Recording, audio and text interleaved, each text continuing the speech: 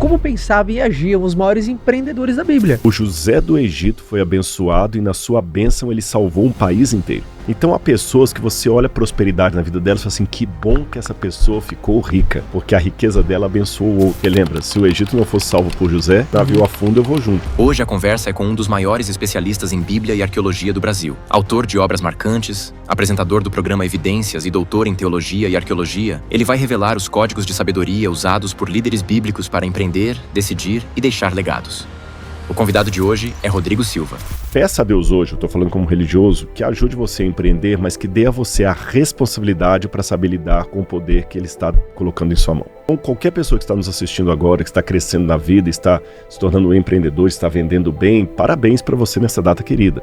Mas o seu sucesso só vai ser realmente quantificável quando ele te trouxer um prazer que não vem necessariamente do acúmulo de coisas, mas do legado que você deixa. Será que tem alguém hoje agradecendo a Deus porque você venceu na vida?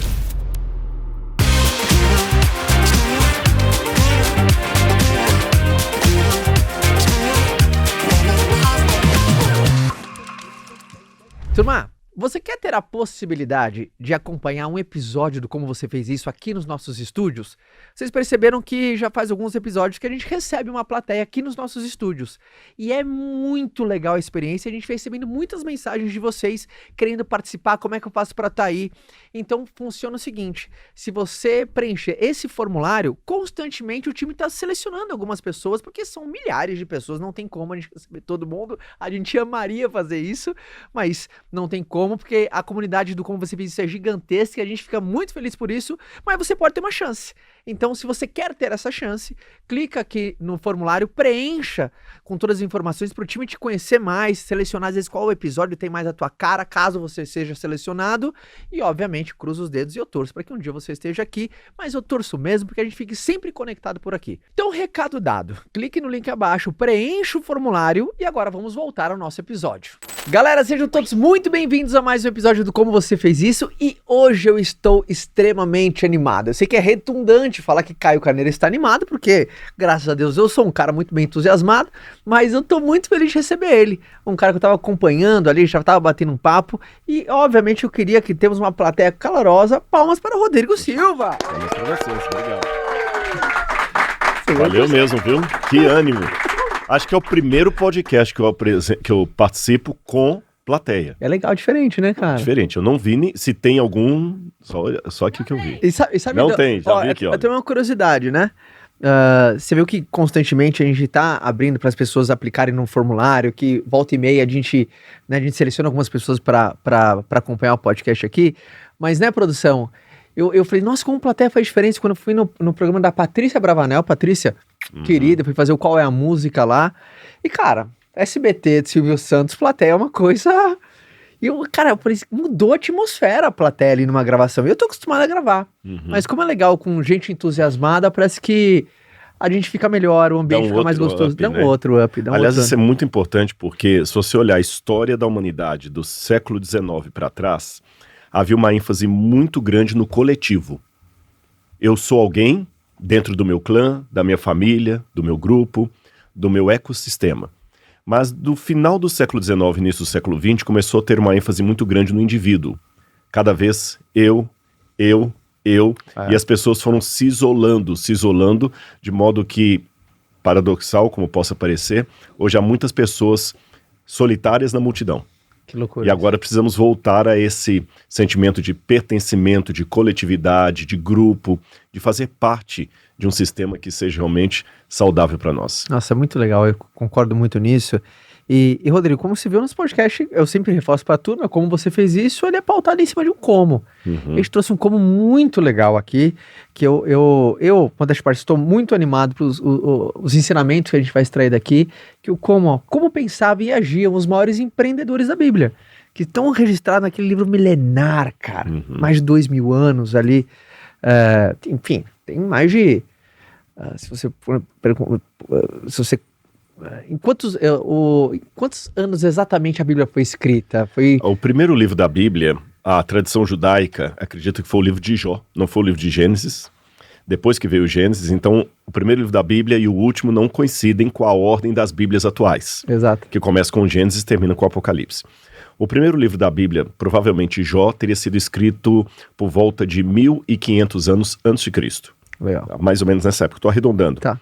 E o último livro da Bíblia, o livro do Evangelho de João, foi escrito no final do primeiro século de nossa era.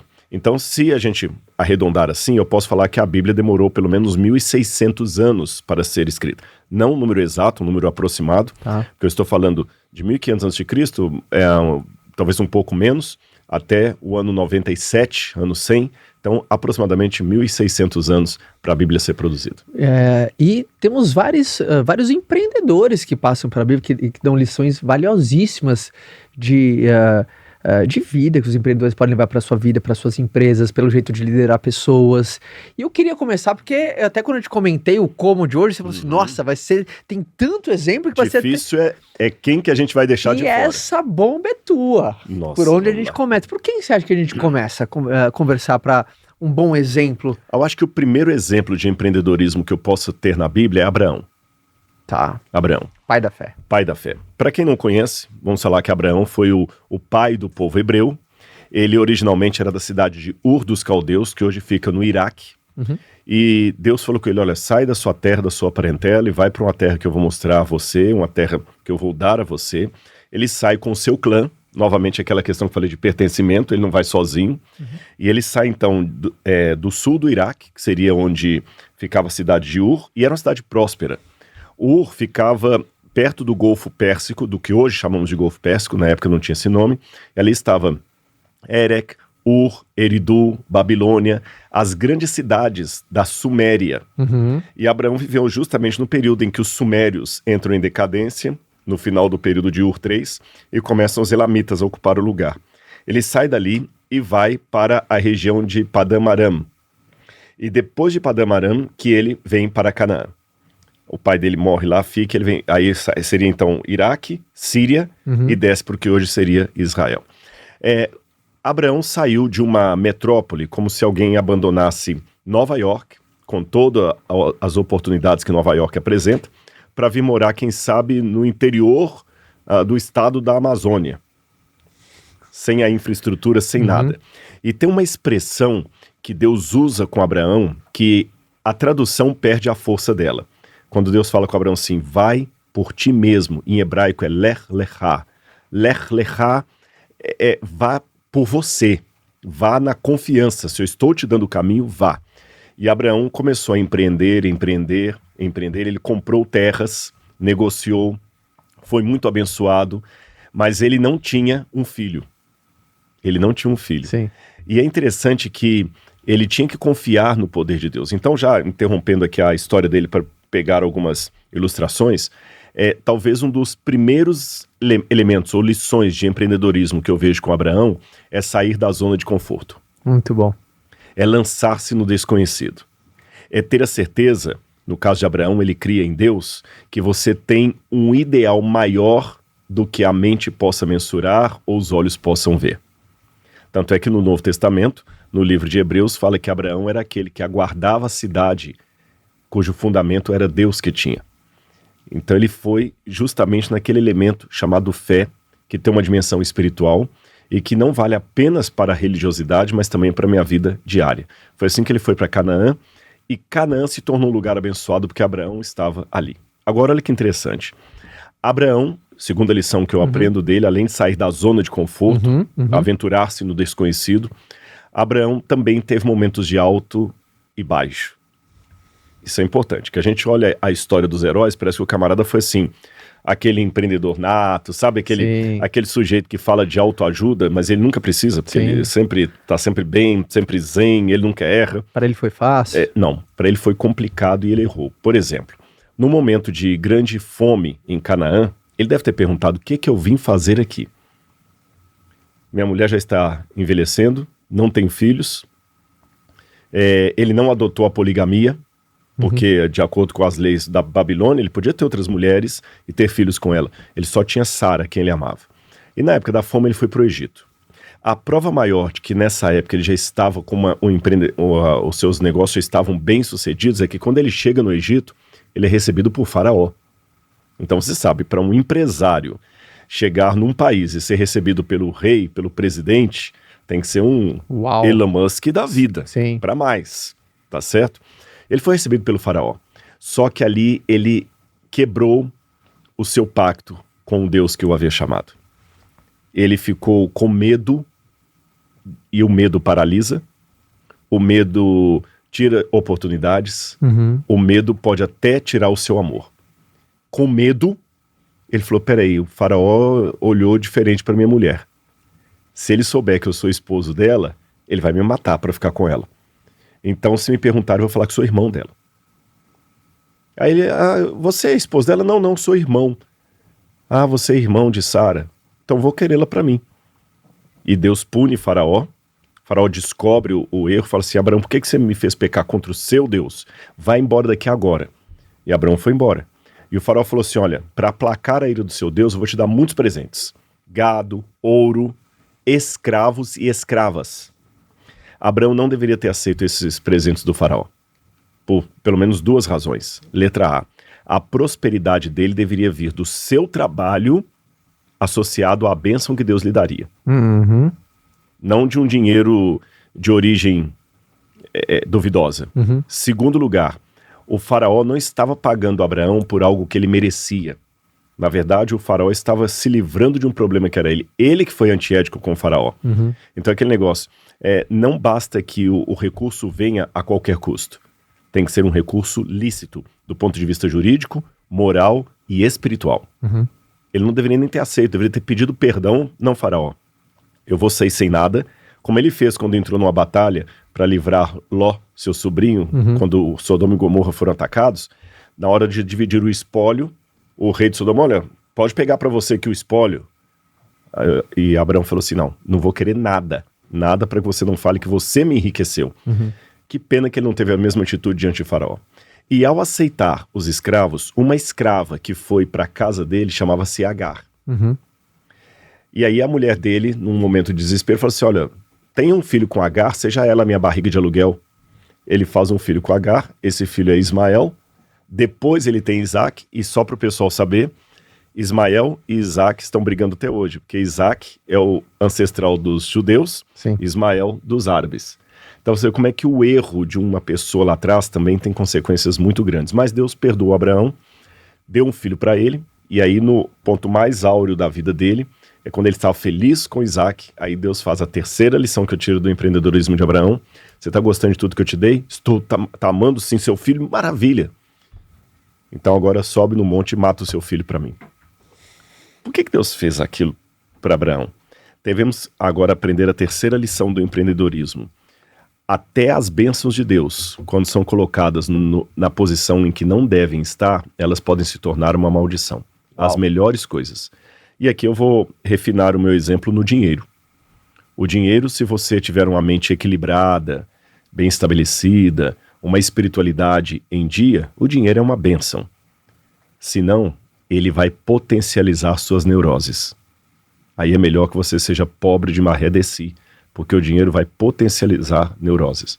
Esse é uma grande pergunta que você tem que se fazer. Há pessoas que, sendo ricas, são uma bênção para outros. Por exemplo, eu tenho um senhor que ele é o meu mentor. Hoje ele está com 103 anos de idade. Dr. Milton Soldani Afonso. Está vivo, legal, lúcido, e ele foi uma potência. Esse homem criou uma empresa, uma companhia de seguro de vida, foi a maior da América Latina na época do seu auge. E ele foi pobre de maré de si. Conseguiu ficar rico, montou um império. Mas ele sempre fazia com que a bênção na vida dele abençoasse outros. Eu estou pensando muito em legado. Ele, só para você ter uma noção, ele ajudou mais de 50 mil jovens a se formarem, a estudarem, desde a escola primária até a faculdade. Olha o legado que esse homem... Quando eu vejo um homem como o Dr. Milton, que ficou multimilionário, que bênção que ele ficou rico, porque pelo menos 50 mil jovens têm um diploma graças a ele. Então há pessoas que você olha a prosperidade na vida delas e fala assim, que bom que essa pessoa ficou rica, porque a riqueza dela abençoou outros. Agora há pessoas que, poxa, coitadas, são tão pobres que a única coisa que ela tem é dinheiro. não tem legado para deixar, não tem ninguém para agradecer pela vida dela. Ela só tem dinheiro. É um pobre de maré de si com uma conta milionária. Qual a maior lição que você tira dessa de Abraão, quando ele entrega o próprio filho dele? Quando você sabe colocar corretamente as prioridades na sua vida. Boa. Como eu sou um homem religioso, de fé, eu acho que a prioridade indisputada é Deus. Jesus falou na Bíblia: buscai em primeiro lugar o reino de Deus e a sua justiça, e as demais coisas vos serão acrescentadas.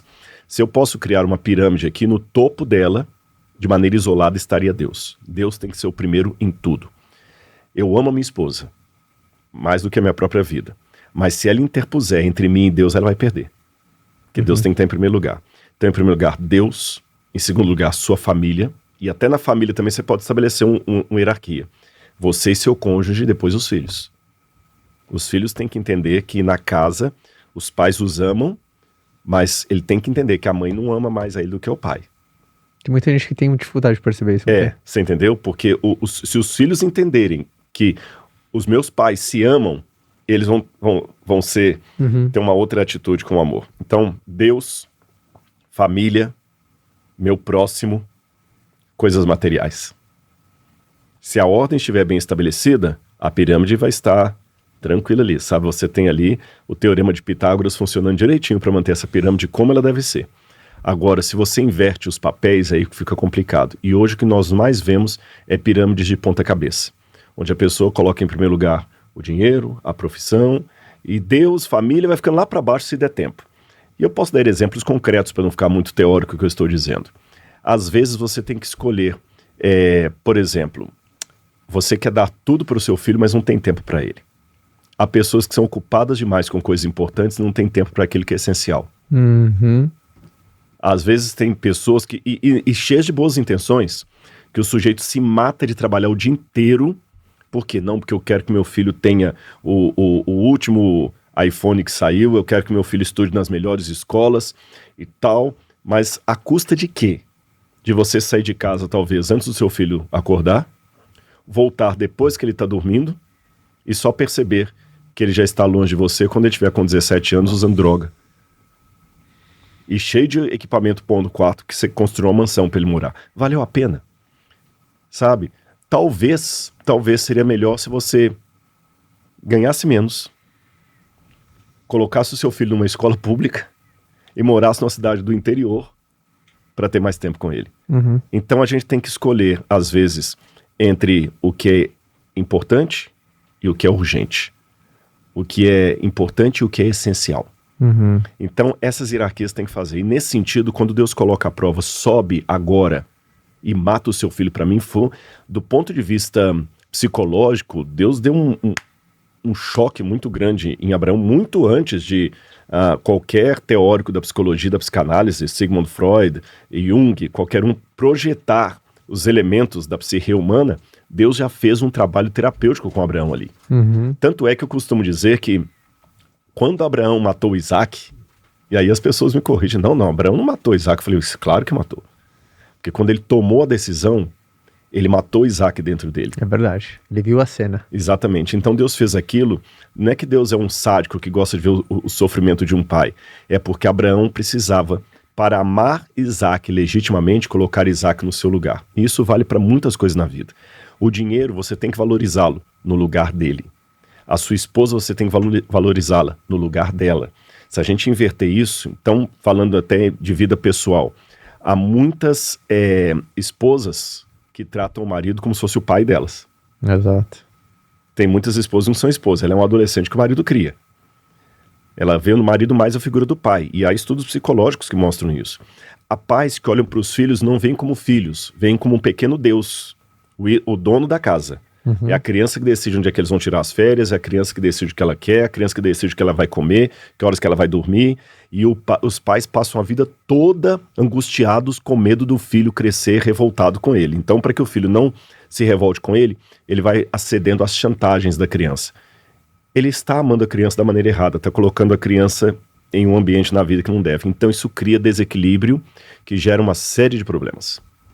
Muito legal, né? Então, só com Abraão a gente já começa a pegar vários insights que primeiro a zona de desconforto ele traz crescimento, a zona da confiança, né? De você acreditar num futuro prometido, numa terra prometida, em dias melhores e sabendo que... Haverá percalços no caminho. Exatamente. E aí a gente sai da história de Abraão. Qual você acha que é uma boa história pra gente depois de Abraão? De Abraão, acho que não poderia passar por esses empreendedores pulando José. A história de José é muito legal, né, cara? José, com certeza. Se eu falasse, qualquer um não falasse de José aqui, ia ficar... José é descendente de Abraão. Ele viveu numa casa onde ele sofria o ódio dos irmãos. É interessante que o pai de José também cometeu um erro com ele, porque o Jacó, que era o pai dele, também era um empreendedor. Daria pra gente falar sobre Jacó também como empreendedor. Jacó, ele teve que mudar até de nome, porque no Oriente Médio o nome é escolhido pelo significado. Ele tem alguma coisa atrelada à sua vida. E Jacó, Yaakov, significa aquele que vai no calcanhar do outro. Yaakov, Jacó. Só que por semântica, o nome dele passou a significar enganador. Mesmo que etimologicamente não tenha sentido. É como Judas. Judas significa louvado seja. Mas pelo fato de um cara chamado Judas ter traído Jesus, quando fala em Judas hoje, você pensa em traidor. Exato. Mesmo que o nome não signifique isso na etimologia. Então Jacó muda o nome para Israel. E ele tem duas mulheres. Uma chamava-se Raquel, outra Lia. Mas ele desprezava a Lia e ficava só com a Raquel. E quando o filho de Raquel nasce, ele fica tão empolgado com a criança que ele começa a menosprezar os outros filhos que ele possuía. E aí uma outra coisa que muitas famílias têm dificuldade de perceber é o preferencialismo entre filhos. Há psicólogos da área de família, várias, Tânia Zaguri, que eu podia falar, o falecido, fugiu o nome dele aqui agora também, que era um japonês, daqui a pouquinho eu lembro, Isamitiba e outros mais, que dizem que não é, como eu diria, não é errado um pai se sentir mais realizado num filho do que no outro. Não é errado? Não é errado. É normal, faz parte da vida. Você tem um filho que está seguindo os seus caminhos, o outro não está. Um filho conversa mais com você, o outro é mais... Então as crianças também têm a sua personalidade. Então não é errado você ter mais prazer num com o outro. Porque às vezes tem uma crise que os pais façam um senso de culpa, né? Não, mas eu tenho que gostar de todos igualmente. E a sociedade... Não, isso é bobagem. Isso é bobagem, você entendeu? Se você às vezes tem um filho muito na velhice, você às vezes pode ter um filho que nasceu numa circunstância, mas isso não significa que você ame mais um do que o outro. Porque gostar e amar não são sinônimos perfeitos. Você ama todos de igual modo, mas às vezes você tem mais afinidade, essa é a palavra que eu estava procurando, afinidade com um do que com o outro. O problema é quando você confunde afinidade com preferencialismo e começa agora a fazer vistas grossas sobre o erro do caçula e não faz vista grossa sobre o erro do mais velho. Sim. Aí você está tendo preferencialismo. E aquele clima da casa que não é falado, é velado, mas as pessoas percebem. E o mais velho às vezes percebe que o queridinho é o outro. E todo mundo percebia que o José era o queridinho. O queridinho. E o José cresceu meio mimado. Mimado. Você vê no início da carreira de José características de uma criança muito mimada. E é interessante que quando a gente fala assim, olha o sonho que ele teve. Ele teve o sonho que Deus deu, que ele seria maior do que os irmãos e o pai dele.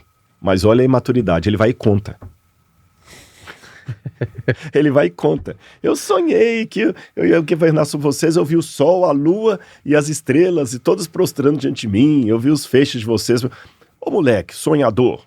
Que era uma das características de José que fez ele ser vendido como escravo, né? Exatamente. Tá na passagem lá vem o sonhador. Que é uma característica dos empreendedores, né? Com certeza. Agora, uma característica dos empreendedores, mas só que tem uma coisa que talvez alguém lendo a Bíblia pode perguntar. Por que naquele momento específico eles resolveram matá-lo? Boa pergunta. Por que não antes? Porque, eu vou explicar o porquê. Ali antes daquele episódio que os irmãos intentam matá-lo e depois acabam jogando num poço, diz que José ganhou de Jacó uma túnica. Algumas versões da Bíblia traduzem como uma túnica de mangas longas. Outras traduzem como uma túnica multicolorida. Ketonet parsim, em hebraico. A palavra ketonet parsim, em hebraico, ela admite as duas traduções. Só que para um achado no Egito, você esteve lá no Egito, tem um lugar chamado Beni Hassam, que tem túmulos.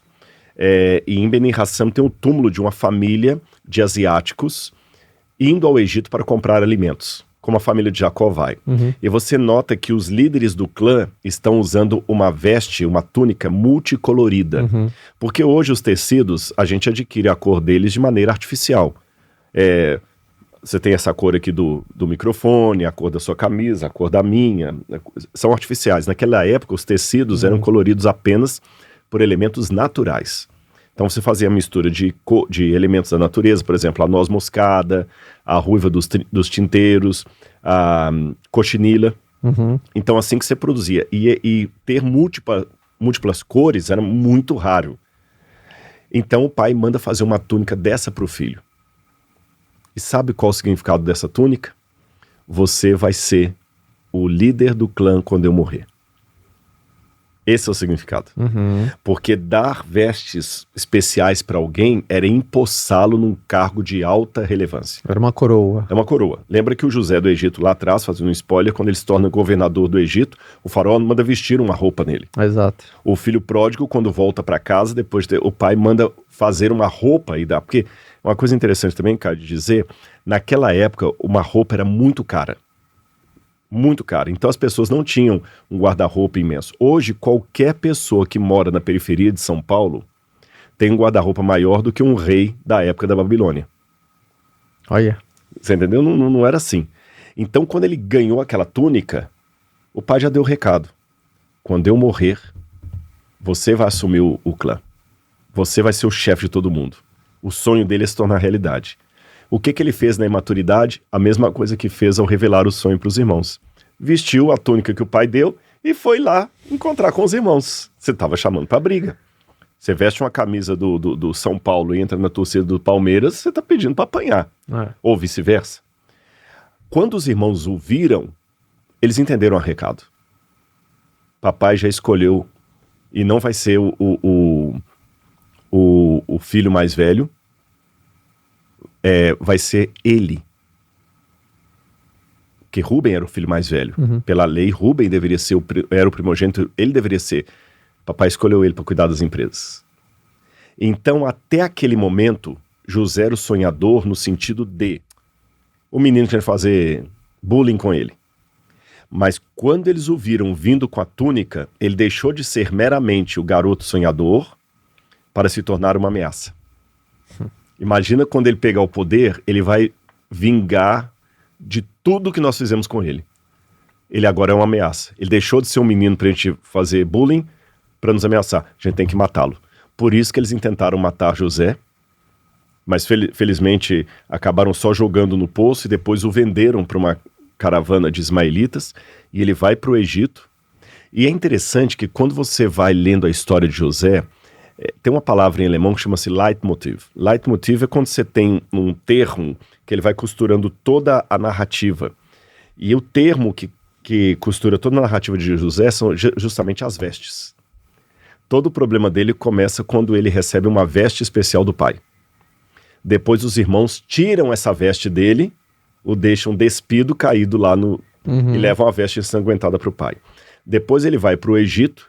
Quando ele vai para a casa de Potifar trabalhar, a mulher de Potifar tenta seduzi-lo, ele não aceita, ele sai correndo e ela agarra a túnica dele e ele deixa as vestes dele na mão da mulher de Potifar.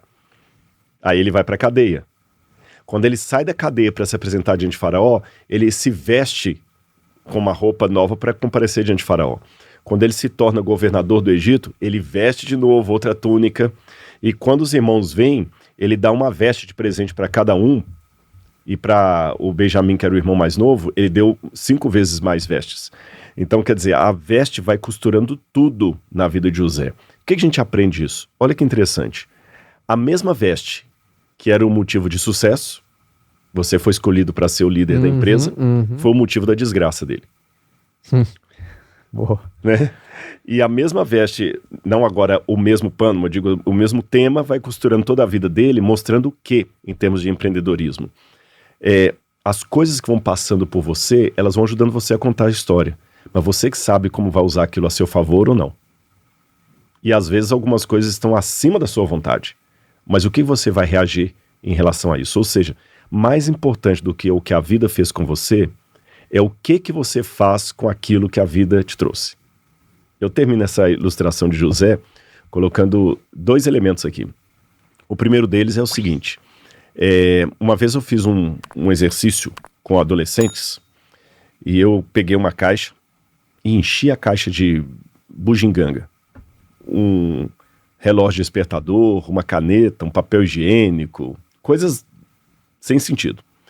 E eu falei com eles assim, eu vou dar um presente de Israel para vocês. Eu escolhi 2 ou 3 ali. Vou dar um presente de Israel para quem de vocês contar a melhor história. Que história que vocês querem que ele conte? Que ela conte. Aí, cara, conta como é que não conheceu uma namorada, aquela coisa toda, adolescente. Eu falei, tá bom, mas eu não vou facilitar para vocês. Vocês têm 1 minuto e meio para contar a sua história. Só que o auditório vai escolher qual a melhor história. Só que à medida que eu tirar um objeto surpresa da caixa, você vai ter que inserir o objeto na história. Eita! Gostei. Entendeu? Uhum. Aí eles começavam, eu conheci tal, tirar o papel higiênico. Aí virava aquela risaiada. Como é que ele ia colocar um papel higiênico no momento de amor e tudo na caneta? Alguns eram mais espirituosos, outros mais tímidos. No final das contas, eu falei assim, olha, vocês perceberam como é que vocês estavam preocupados com o que eu ia tirar da caixa? Vocês não tinham controle sobre o que sairia da caixa. Mas vocês tinham controle em saber que história vocês contariam a partir do que sairia da caixa. O objeto que sai não está na minha jurisdição, mas o enredo que vai ser contado está. Nossa, muito bom. Entendeu? Então os traumas que você enfrenta, eu sou um coitadinho porque tem um monte de gente que teve trauma igual ou pior que o seu e subiu na vida. Então, se está com problema de autoestima, ou baixa estima, como alguns falam, agache e pegue porque ninguém é seu empregado. Quem quer dar um jeito, quem não quer dar uma desculpa. Eu falei isso pra vocês, né? Quem quer dar um jeito, quem não quer dar uma desculpa. Então, vê que as vestes vão passando na vida do José, trazendo altos e baixos. Mas ele sabia tirar uma lição daquilo. E o segundo elemento que eu aprendo do empreendedorismo de José é aquele que eu mencionei, citando até o Dr. Milton como exemplo. O José do Egito foi abençoado e na sua bênção ele salvou um país inteiro. E eu volto à palavra legado, que está muito no meu coração. Que legado eu estou deixando, sabe? Às vezes, eu acho a revista Forbes, eu vou ser politicamente incorreto aqui, muito limitada na maneira de medir as fortunas. Uhum. Porque ela só mede pelo material. E eu faço contas ao contrário. Um sujeito com, sei lá, R$1 milhão e 30 anos para viver a vida, pode curtir muito mais do que um sujeito com 30 bilhões de reais em uma semana. Ou seja, 30 bilhões de reais faltando uma semana para você morrer, é melhor R$1 milhão faltando 30 anos para você morrer. Então medir só pelo que você tem de lucro, de dividendos e fazendo toda aquela conta ali. Só pelo acúmulo, né? Exatamente, isso é muito pouco. Qual o legado que você deixa? Então, qualquer pessoa que está nos assistindo agora, que está crescendo na vida, está se tornando um empreendedor, está vendendo bem, parabéns para você nessa data querida. Mas o seu sucesso só vai ser realmente quantificável quando ele te trouxer um prazer que não vem necessariamente do acúmulo de coisas, mas do legado que você deixa. Será que tem alguém hoje agradecendo a Deus porque você venceu na vida? Não vale só a mãe, nem sua avó. Nem seus filhos. Nem seus filhos. Eles estão se beneficiando dessa glória. Exatamente. Eu estou falando de pessoas que às vezes estão até fora do seu ciclo de família e que falam assim, nossa, eu agradeço tanto ter esse camarada como vizinho, como amigo, como patrão. Tem alguém agradecendo hoje por sua vida? Se não tem, reveja os seus conceitos. Você é um José que venceu na vida, mas não salvou o Egito. Aí você vai acabar morrendo de fome junto com eles. Porque lembra, se o Egito não fosse salvo por José, José também... Porque o Egito era quase que o Titanic ali, né? Se o navio afunda, eu vou junto. Então, um José bem-sucedido, sem salvar o Egito, não seria uma história que a gente estaria tratando hoje. Nossa, muito bom, né? José é uma história muito forte. E a gente começa em Abraão, passa por José. Uma história que eu queria propor agora, você quer colocar uma, senão eu coloco. Não pode, eu pensei em Moisés, mas se você quiser pular para outro... Podemos ir para Moisés, né? E só uma... É porque, enfim, eu li o livro de Êxodos recentemente e tem aquelas coisas na Bíblia que eu tive uma suspeita, mas não consegui cravar você como um estudioso. Moisés era gago? Não. Tinha língua presa, Não. tinha problema Muita de gente dicção. pensa isso. Muita gente pensa isso. Tinha problema de fala. Vou revelar hoje pra você. Dá até um corte legal isso aqui, viu? Dá até um corte. Eu não lembro qual que era o... Já dá um corte aqui, viu? Eu não lembro qual que era o versículo, mas fala da língua pesada. É quando Deus aparece para Moisés e fala com ele assim, vai lá no Egito, fala com o faraó para libertar meu. Ele falou, Senhor, eu tenho a língua pesada, eu sou pesado de língua. Pesado de língua. Pesado de eu língua. Sou pesado Aí de muita língua. gente pensam que significa que ele era gago. Não, eu vou explicar qual é o significado dessa expressão idiomática no hebraico bíblico. Tá. Porque a Bíblia é um livro escrito numa cultura. Sim. Então você sabe que no português nós temos expressões idiomáticas. Eu posso chegar aqui e falar assim, nossa, Caio, hoje eu tô morto de cansado. Eu estou o pó da bactéria. Ninguém vai ficar assustado com a minha fala. Mas aí eu tenho dois desafios. Como é que você traduz isso para o inglês? Como é que traduz para o inglês? Eu estou morto de cansado, eu estou o pó da bactéria. E daqui a 2000 anos isso não vai significar nada. Né? Alguns vão perguntar assim, como é que um morto se cansa? Sim. Então a Bíblia também tem expressões idiomáticas que a gente tem que entender na época. O pesado de língua significa eu já não tenho fluência. Mas tem um segredo psicológico nisso aí. E para falar desse segredo, vamos voltar um pouquinho na história de Moisés. Não, é porque quando eu vi esse língua pesada, eu falei assim, cara, eu tô mais fã de Moisés, pô. Fazer tudo que ele fez com algum problema de dicção, o cara é... Então você vai ficar agora mais fã ainda, sabe por quê? Vou falar por que você vai ficar mais fã ainda. Porque o problema da gagueira é uma questão fisiológica, não tem o que fazer, você vai superar aquilo e tudo mais. Mas quando o seu problema é emocional, é pior. É mais fácil um cadeirante se virar bem numa cidade esburacada com todos os problemas que tem para quem é cadeirante. Você sabe, parece que os governos não pensam nas pessoas com necessidades especiais, né? Mas é mais fácil um cadeirante se virar numa cidade esburacada do que uma pessoa com um trauma sobreviver esse trauma e vencer. É verdade. Porque não estou diminuindo a dificuldade de um cadeirante, de um gago. Mas estou querendo dizer que se eu for medir de dificuldades, o problema emocional é pior. Você entendeu? Você precisar de uma muleta para caminhar, ou você tem as duas pernas e a sua mente está falando que você não pode caminhar. Quem tem pior dificuldade? Sim. Não tem fisioterapia que te tire dali. Então vamos voltar no início da história. A Bíblia fala, subiu entre mentes no Egito um faraó que não conhecera José. Quando eu pego isso e coloco como pano de fundo a egiptologia, o que é que eu descubro? Eu trabalho com a hipótese que José dominou o Egito na época em que os Ixos estavam no poder. Quem eram os Ixos? Os Ixos eram um grupo semita que veio ao Egito para trabalhar, para negociar e acabaram ficando ali no Egito. Um fenômeno mais ou menos parecido, salvaguardadas as devidas proporções, com os muçulmanos que estão hoje entrando na Europa. Você sabe que a Europa hoje está... Há muitas pessoas que falam da islamização da Europa. Sim. Não é isso? Prefeitos de grandes cidades europeias já são muçulmanos, igrejas estão virando mesquitas. Então, eu não quero entrar no mérito da questão se isso é bom, se é ruim, o nosso objetivo não é esse, mas só para fazer uma comparação, assim como os muçulmanos estão entrando na Europa e estão começando a dominar, os Ixos também começaram a entrar no Egito, foram ficando dominando, e num momento de fraqueza política no Egito, os Ixos tomaram o poder, sentaram no trono um faraó Ixo e depois outro faraó Ixo. E os Ixos foram interessantes porque, por um lado, eles trouxeram inovações para o Egito. Foram os Ixos que trouxeram o cavalo e a carruagem puxada por cavalo para o Egito. Mas eles adotaram a cultura egípcia também. Eles falavam a língua faraônica, o faraó Ixo vestia como faraó, adorava os deuses do Egito. Então, tudo assim. É como muitos brasileiros que vão para a América e os filhos vão nascendo lá e já vão ficando mais americanos do que brasileiros, né? Sim. Mesmo que tenham nascido aqui. Então, como os Ixos eram semitas e José também era semita, fica fácil entender porque que José conseguiu assumir o trono. Você já esteve no Egito, você deve ter visitado ali no Museu do Cairo as múmias da 18ª dinastia. Sim, sim, né? impressionante. E, inclusive, gente, vale a pena vocês verem essas múmias. Depois vocês podem dar uma entrada no Google aí, dar uma analisada. E ali você tem as múmias da 18ª dinastia, e você tem o faraó Tarré, que ele era pai de 2 outros príncipes, Ahmose e Kamose. Essa múmia desse faraó, inclusive, ela tá machucada aqui, não sei se você lembra, ela tá com a cabeça quebrada e assim, que ela recebeu uma pancada na batalha. E diminui, né? Diminui.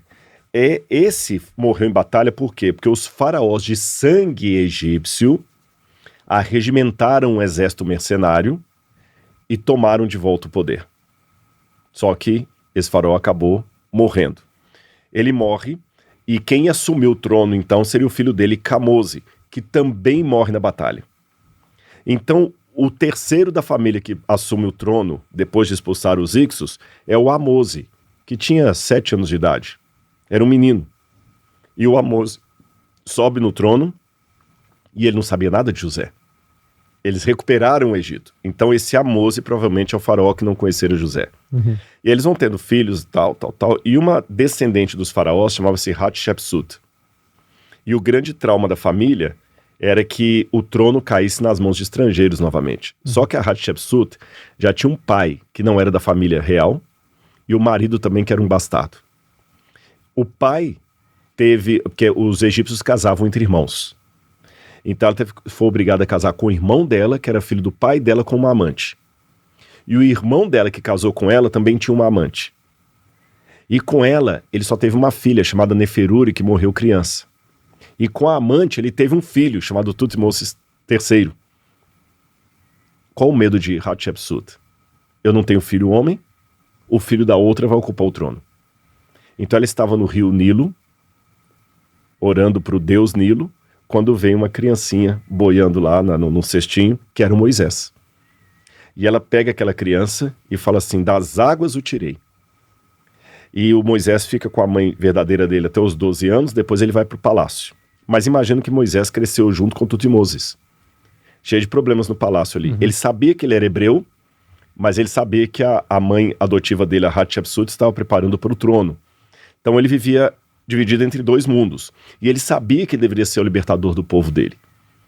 Até que um dia ele mata um egípcio, e quando ele mata o egípcio, ele fica com medo, porque ele matou o egípcio, ele vai ter problema. Uhum. Ele esconde o corpo do egípcio numa areia, e quando ele vai resolver uma briga de 2 hebreus lá, fala assim, que você está enchendo a paciência aqui? Você fica sentado lá no palácio, todo mauricinho, você vai querer nos matar igual você matou o egípcio? Aí ele falou, ih, a galera tá sabendo, vou sair fora. Aí o medo. Lembra que eu falei do Abraão com medo? Sim. O que resolveu? Ele também com medo fugiu. Ele fugiu, falou, agora eles vão me matar. Ele fugiu e foi para a terra de Midian. E ele fica nessa terra de Midian por aproximadamente 40 anos. Quando ele estava completando 40 anos já longe do Egito, morrendo de medo, de traumas, Deus aparece para ele na sarça ardente. E Deus fala, você vai lá no Egito. E você vê o diálogo dele com Deus, ele apresenta várias desculpas para não ir. Por exemplo, Deus fala o seguinte, porque eu estou trabalhando como pastor de ovelha aqui, manda outro. É mesmo, Moisés, o que você tem na sua mão aí? Um cajado de pastor, é com esse aqui que eu ganho o meu sustento. Lembra que eu falei que até as bênçãos, se elas estiverem no lugar errado, elas viram uma maldição? Sim, sim. O trabalho é uma bênção. Mas do modo errado ele é uma maldição. Eu falei que o trabalho às vezes aliena um pai da família. Exato. Que ele perde a família sustentando a família. Sim. Ah, esse aqui é o seu ganha-pão? Joga no chão. Quando Moisés jogou o cajado no chão, o cajado virou uma serpente, uma cobra. E ela começou a perseguir Moisés. Olha que interessante. O que trabalho perseguindo. Perseguindo. Aí Deus falou, agora vira e pega pela cauda. Ora, se a cobra está correndo atrás de você, a cabeça dela está aqui, você está correndo. Para você pegá-la pela cauda, você tem que dar uma volta. Sim. Deus não falou dar uma volta, Deus falou assim, vira e pega pela cauda. Significa que quando Moisés virou e enfrentou a situação, a serpente começou a correr dele. Por isso que ele pôde pegar pela cauda. Mesmo assim, ele falou assim, mas eu não... Coloca a mão aqui. Tira, tá leprosa. Coloca de novo, vai lá, faz o que eu te mandei. Aí, por último, ele apresenta essa argumentação, Senhor, mas eu sou pesado de língua. O que ele quis dizer com isso? Eu não tenho mais fluência na língua faraônica. O que não é verdade. Meia verdade. Eu vou explicar.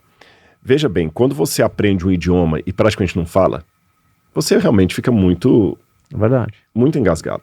Eu estudei francês numa época, eu falava um pouquinho de francês e tudo, mas nunca mais. A gente lê no livro, mas nunca mais. Eu fui com a Laura para a França ano passado, tentei conversar lá, volta um pouquinho, mas não é aquela fluência como o inglês, por exemplo, o espanhol, outra língua que você estava falando. Você vai esquecendo. Então é normal que você perca a fluência daquele idioma se você não está falando no dia a dia. Mas, e aí provavelmente Moisés está falando os dialetos ali de Midian, ele perdeu a fluência no egípcio, tudo bem. Só que tem uma diferença, os linguistas mostram que o idioma que você aprendeu na infância, ele nunca morre.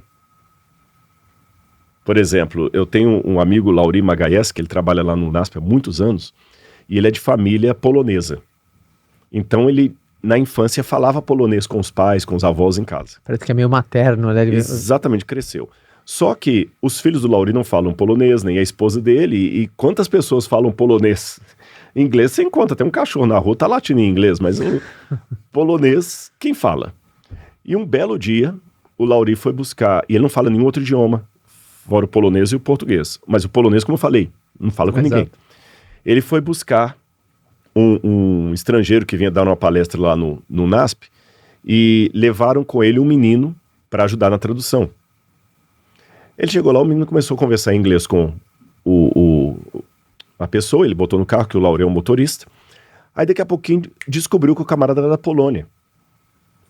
De São Paulo até o NASP, onde eu dou aula, o diálogo foi em polonês.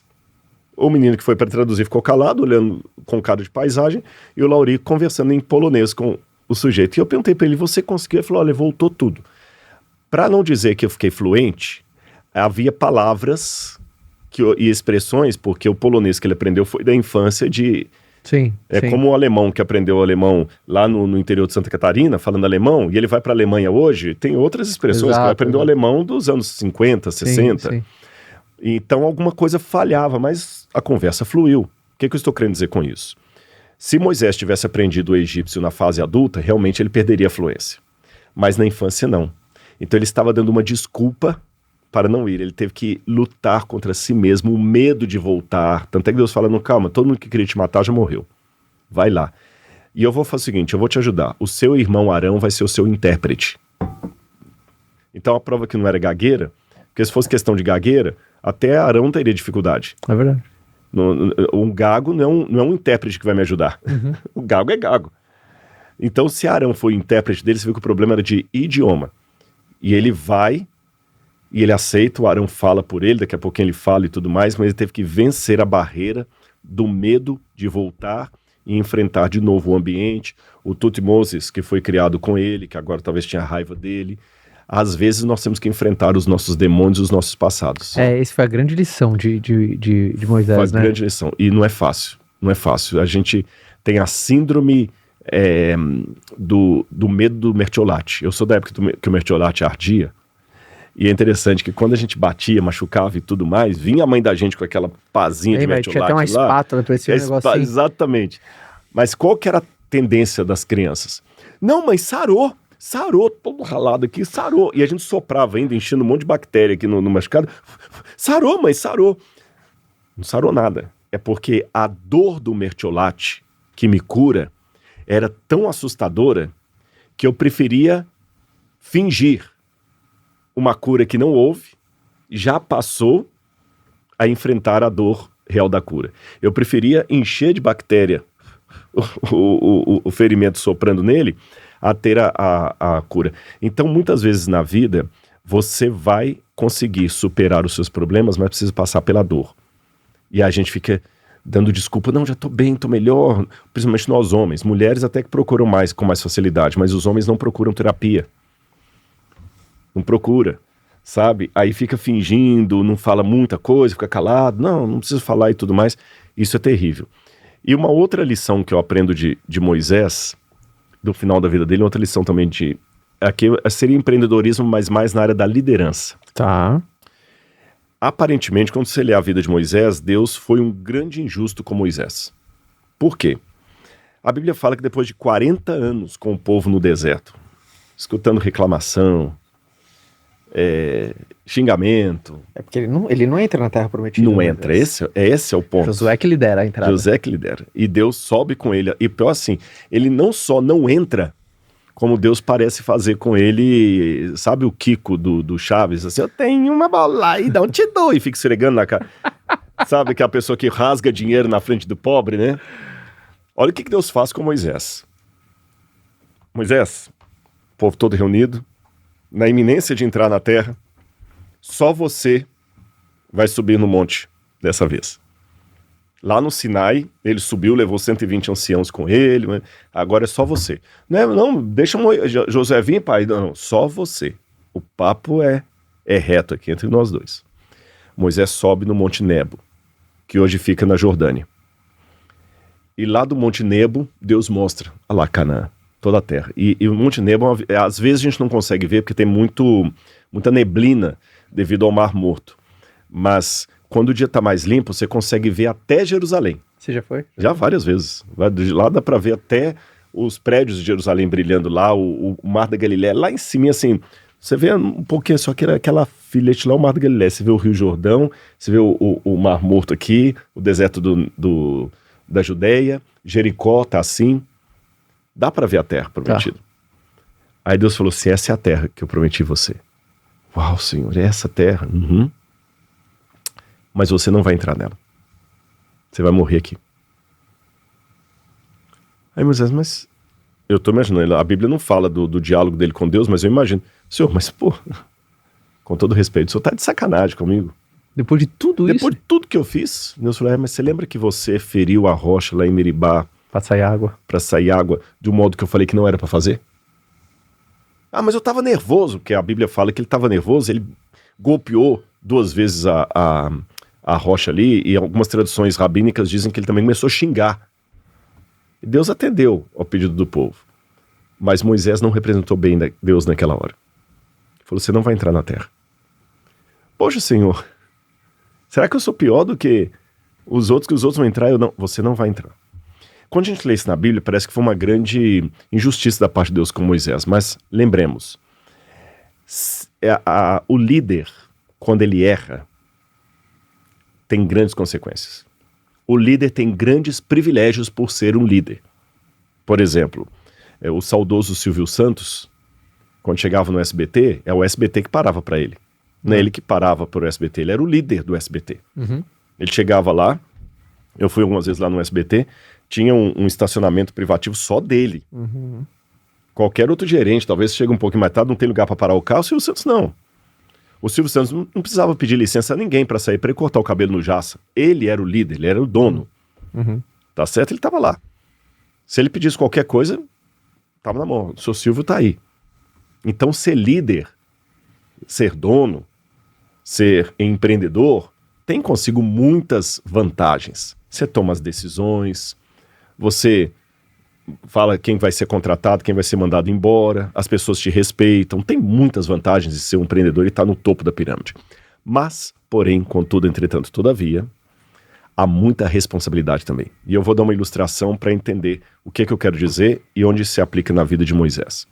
Imagine que um superintendente entre num posto, no aeroporto, e quando ele chega lá, ele vai até o banheiro para fiscalizar se está tudo bem, e vê o banheiro sujo e o faxineiro dormindo em cima assentado numa cadeira ali, meio escorado assim no esfregão. Ele vai dar uma bela de uma bronca no faxineiro. Você está dormindo na hora de trabalho, rapaz? Você vai assinar uma advertência e não faça isso mais. Senão você vai ficar de balão em casa. Não, sim, senhor, doutor, desculpa, doutor, vou limpar agora. Vai, começa a limpar. Dá uma advertência, uma bronca e fica por isso mesmo. Esse mesmo superintendente sai dali e vai até a torre de comando. E lá ele vê o principal controlador de voo cochilando em cima do teclado. Demissão sumária. Não tem advertência. Demissão sumária. É verdade. Por quê? Óbvio. O cochilo do faxineiro ia resultar no máximo no banheiro sujo. O cochilo do controlador de voo podia causar um acidente aéreo de grandes proporções. Na prática, quem ganhava o maior salário? O controlador de voo. Quem tinha maiores privilégios? O controlador de voo. Enquanto o faxineiro talvez voltava para casa num ônibus lotado, ou no metrô lotado, que até o maquinista vinha na porta, o outro tinha o seu carro no estacionamento. Enquanto o faxineiro, nas férias, ainda fazia um trabalho de servente pedreiro para completar, porque não dá para tirar férias, o outro ia tirar férias talvez em Miami ou qualquer outro lugar aí. Então ele tinha mais privilégios por ser topo, mas tinha mais responsabilidade. O erro dele custava muito. Voltando ao exemplo do Silvio Santos. Se o Silvio Santos errasse feio, quantas pessoas iam perder o emprego no SBT e nas empresas dele? Então, Moisés foi cobrado na proporção de um líder. Porque o erro de Moisés custaria muita coisa para o grupo. E eles estavam mal representando Deus. Então, todos aqueles que estão nos ouvindo que querem ser empreendedores, peça a Deus hoje, eu estou falando como religioso, que ajude você a empreender, mas que dê a você a responsabilidade para saber lidar com o poder que Ele está colocando em sua mão. Uau. E de novo volta a palavra legado. O que o seu sucesso está fazendo de benefício na vida do outro? A Forbes não vai computar isso, mas o céu vai. E é legal, né? A gente pega Abraão, confiança, José, por mais que legado tá em todas, né? José, esse legado, Moisés, essa coragem que ele teve desde o início para receber uma missão. Submissão também no momento, ele obedeceu a Deus, não revoltou lá no monte. Exato. O Senhor sabe o que faz. Pausa rápida no episódio. Olha isso daqui. 78% de vocês que estão assistindo esse episódio, vocês não estão inscritos no canal e vocês vão perder muita coisa. Às vezes aquele episódio que você não viu tinha o que você precisava. Então, para agora, só se inscreva no canal para você não perder nada. Eu tenho certeza que você vai ser o maior beneficiário disso, tá bom? Então, clica agora, se inscreva e você vai garantir que tudo chega até você, beleza? Então volta no episódio, se inscreva e continue assistindo. Agora eu vou sugerir uma história. A gente pular para a história de Jó. Eu acho que a história de Jó traz um grande ensinamento. Traz. Primeiro que você queria, de uma maneira rápida, contar a história de Jó ali, e depois a gente navegar pelos ensinamentos. Pode ser, de Jó. De Jó. Tá. A história de Jó é considerada a história do homem mais paciente, que mais sofreu no mundo, é o emblema do sofrimento. A história começa assim: houve na terra de Uz um homem chamado Jó, homem temente a Deus, que se apartava do mal, que era íntegro. É interessante que a palavra íntegro, que aparece no hebraico, alusiva a Jó, é a palavra tam. Tam significa mais do que íntegro. Tam é um sujeito que ele era bom em tudo. Jó era um camarada que, se você colocasse ele aqui para supervisionar uma área, a área dele ia progredir. Se ele fosse morar num bairro X, todos os vizinhos iam ter felicidade de ter aquele sujeito morando ali. Jó, tudo que ele punha a mão ia para frente. Era um homem íntegro. A família dele ia bem, tudo bem. Aí a Bíblia fala que ele orava pelos filhos, oferecia sacrifício a Deus pelos filhos, e num belo dia, em que os filhos de Deus vieram apresentar-se perante o Senhor, veio também Satanás entre eles. Aí a história faz um deslocamento da vida terrena de Jó para o que acontece no plano superior, no céu. Os filhos de Deus, Bnei Elohim, em hebraico, são anjos, seres, quem sabe, de outros mundos que nós não conhecemos, vieram todos perante o Senhor. E veio Satanás entre eles. E Deus pergunta a Satanás: de onde vem? De onde vens? Quando Deus pergunta a Satanás de onde vens, essa é uma expressão idiomática, de novo, do hebraico, é miaim tavô, de onde você vem. E ele fala de rodear a terra e passear por ela. A pergunta de Deus implica: o que você está fazendo aqui? Você não tem credencial para estar representando nenhum mundo aqui. E quando ele fala de rodear a terra e passear por ela, ficar pingando daqui e dali, é também uma expressão idiomática. Não, ninguém na terra nega o meu intento, o meu governo. Eu sou representante da terra. E legalmente ele era. Você sabe que no direito há coisas que são legais, porém não são morais. No direito, moral e legal não são sinônimos perfeitos. No ideal, deveriam ser. No ideal, a moral e o direito deveriam estar em pé de igualdade como sinônimos. Mas na prática não é. Às vezes o sujeito ele ganha uma causa na justiça só porque ele teve condição de pagar um advogado melhor do que a outra parte. Então, juridicamente, ele constrói uma peça que legalmente é ele que ganha. Mas moralmente, todo mundo sabe. Sabe, é um habeas corpus que foi dado, ou algum documento que ele conseguiu assinatura, alguma coisa assim. Então, o diabo ele tinha um direito ao planeta Terra, porque Adão e Eva deram isso para ele. E Deus falou assim, é mesmo você tá aqui como o representante da Terra? Sim, ninguém se opõe ao meu governo. Você já viu meu servo Jó?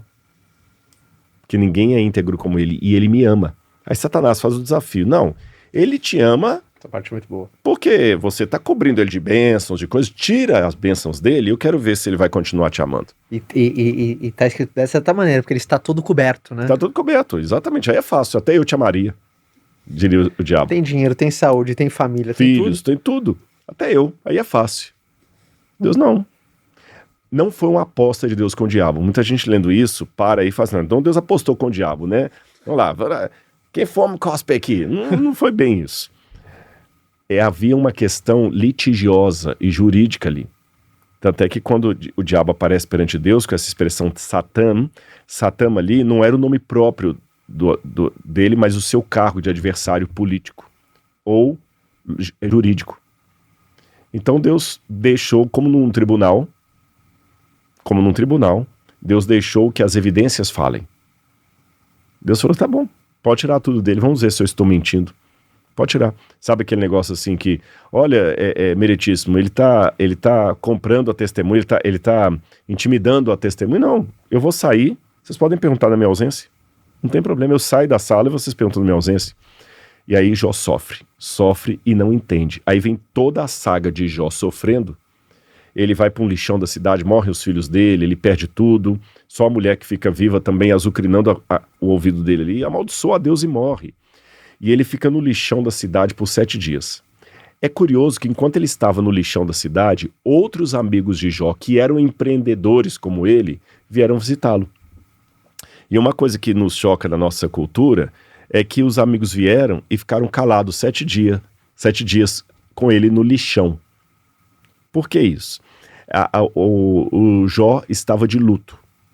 E a prática do luto no Oriente Médio é bem diferente da nossa. Em primeiro lugar, eles dão toda vazão ao choro, ao grito, à lamentação. Nós não temos isso. Por exemplo, eu já vi sepultamentos de pessoas de outros países do Oriente Médio e eles, por exemplo, não só no Oriente Médio, em outras partes do mundo também, eu me lembro em Cabo Verde, por exemplo, alguns cabo-verdianos estavam nos Estados Unidos. Quando morre alguém, os árabes também têm isso. Uma pessoa da família, você vai visitar a família, e aí a pessoa começa assim, ai, morreu minha mãe morreu minha mãe que me criou. Eu vi isso, e achei interessante que ela vai chorando, é muito instintivo isso, mas o choro vai misturando com uma melodia que a gente não tem aqui na nossa forma ocidental. E vai transcrevendo o sentimento. E vai transcrevendo quase como um repentista nordestino. Sabe o repentista que ele pega qualquer tema e ele vai criando uma poesia com métrica e tudo. Elas vão criando ali ela fica, ai, minha mãe. Ela fica quase uns 15 minutos nesse lamento. Quando termina aquela ali, um outro parente da família que está igualmente lutado começa também o lamento dele. E os demais, nós ficamos todos calados. Então, por exemplo, eu estava lá nesse velório, nesse funeral, calado. Não tinha o que falar. Você entendeu? Calado. Não é como no Brasil que chega assim, se abraça, a pessoa, não fica assim, não chora, não. Você respeita a dor do outro apenas ficando em silêncio e deixando ele extravasar. Jó estava em luto. E por isso que os amigos ficaram em silêncio, deixando extravasar. 7 dias. Depois que cumpriu o luto de Jó, aí eles começaram a falar, Jó, agora pede perdão a Deus pelo que você fez. E alguém pode perguntar, vem cá, os amigos de Jó, por mais que sejam colocados como amigos da onça, então falar amigo de Jó, mas convenhamos, eles largaram os empregos deles, os lugares deles, vieram de longe para consolar Jó durante os 7 dias. Então eles tinham uma amizade por Jó. Imagina, se morre alguém seu aqui, alguém que não é seu parente, sai lá do Nordeste, outro está fora do Brasil e vem só para poder te consolar aqui. Então eles gostavam de Jó. Por que não ajudaram financeiramente? Uma boa pergunta. Imagina, um empresário quebra, vai ficar lá no lixão, Aí outros 4 empresários que são amigos dele, ou 3, né, porque ele só aparecer no final, eles saem de onde estão, vão lá pro lixão, ficam sentados lá, condoendo com ele, mas não trazem nem um cheque pré-datado, nem um cartão de crédito, nada. Por uma razão muito simples. Eles achavam que se Jó estava sofrendo é porque ele tinha algum pecado contra Deus. Então, tirar o sofrimento dele seria intervir na dívida que ele tinha que pagar. Sim. Ou seja, cara, se fizer alguma coisa, vai sobrar pra gente. Vai sobrar pra gente. É como se um pai está repreendendo o filho, você vai lá e tira a criança do castigo e desautoriza a autoridade do pai. Sim. Não é ético fazer isso. Então, eles queriam convencer Jó que Jó tinha pecado, sim. E Jó falava, eu não tenho. E em alguns momentos Jó ele vai ficando até meio irritado e ele fala com Deus assim, olha, desce daí que eu vou mostrar pro senhor que o senhor está sendo injusto comigo. Pro senhor é fácil falar. Tem um momento que Jó fala assim, o senhor não tem olhos como os nossos, o senhor não dispõe das nossas canseiras, o senhor não precisa comer, o senhor não precisa dormir, o senhor não sente fome, não sente frio. Pro senhor é fácil. Aí, no final do livro, Deus aparece 2 vezes para Jó. Na primeira aparição, Deus fala, Jó, é você que está fazendo perguntas para mim? Entra na minha lambreta aqui. Por que eu disse lambreta? Porque Deus aparece num redemoinho. E é uma visão cômica. E Jó pega uma carona e Deus, com o redemoinho, começa a mostrar. Olha a neve. Olha isso aqui. Foi você que fez? Não. Como é que faz aquilo ali? Não sei. Sabe aquele especialista que tá de saco cheio com o outro que tá dando palpite e fala assim, tá bom, você tá achando ruim? Vem aqui, ó. Tá vendo isso aqui, ó? Faz. Não sei. Então fica calado. Eu sou especialista. Aí depois que Deus traz... Aprendeu, Jó? Aprendi, sim, senhor. E aí? Tem mais alguma pergunta? Não tem não. Tem uma coisa que eu não te expliquei. Eu expliquei que eu sou especialista, que você não pode questionar. Mas e o seu sofrimento? Caroninha de novo.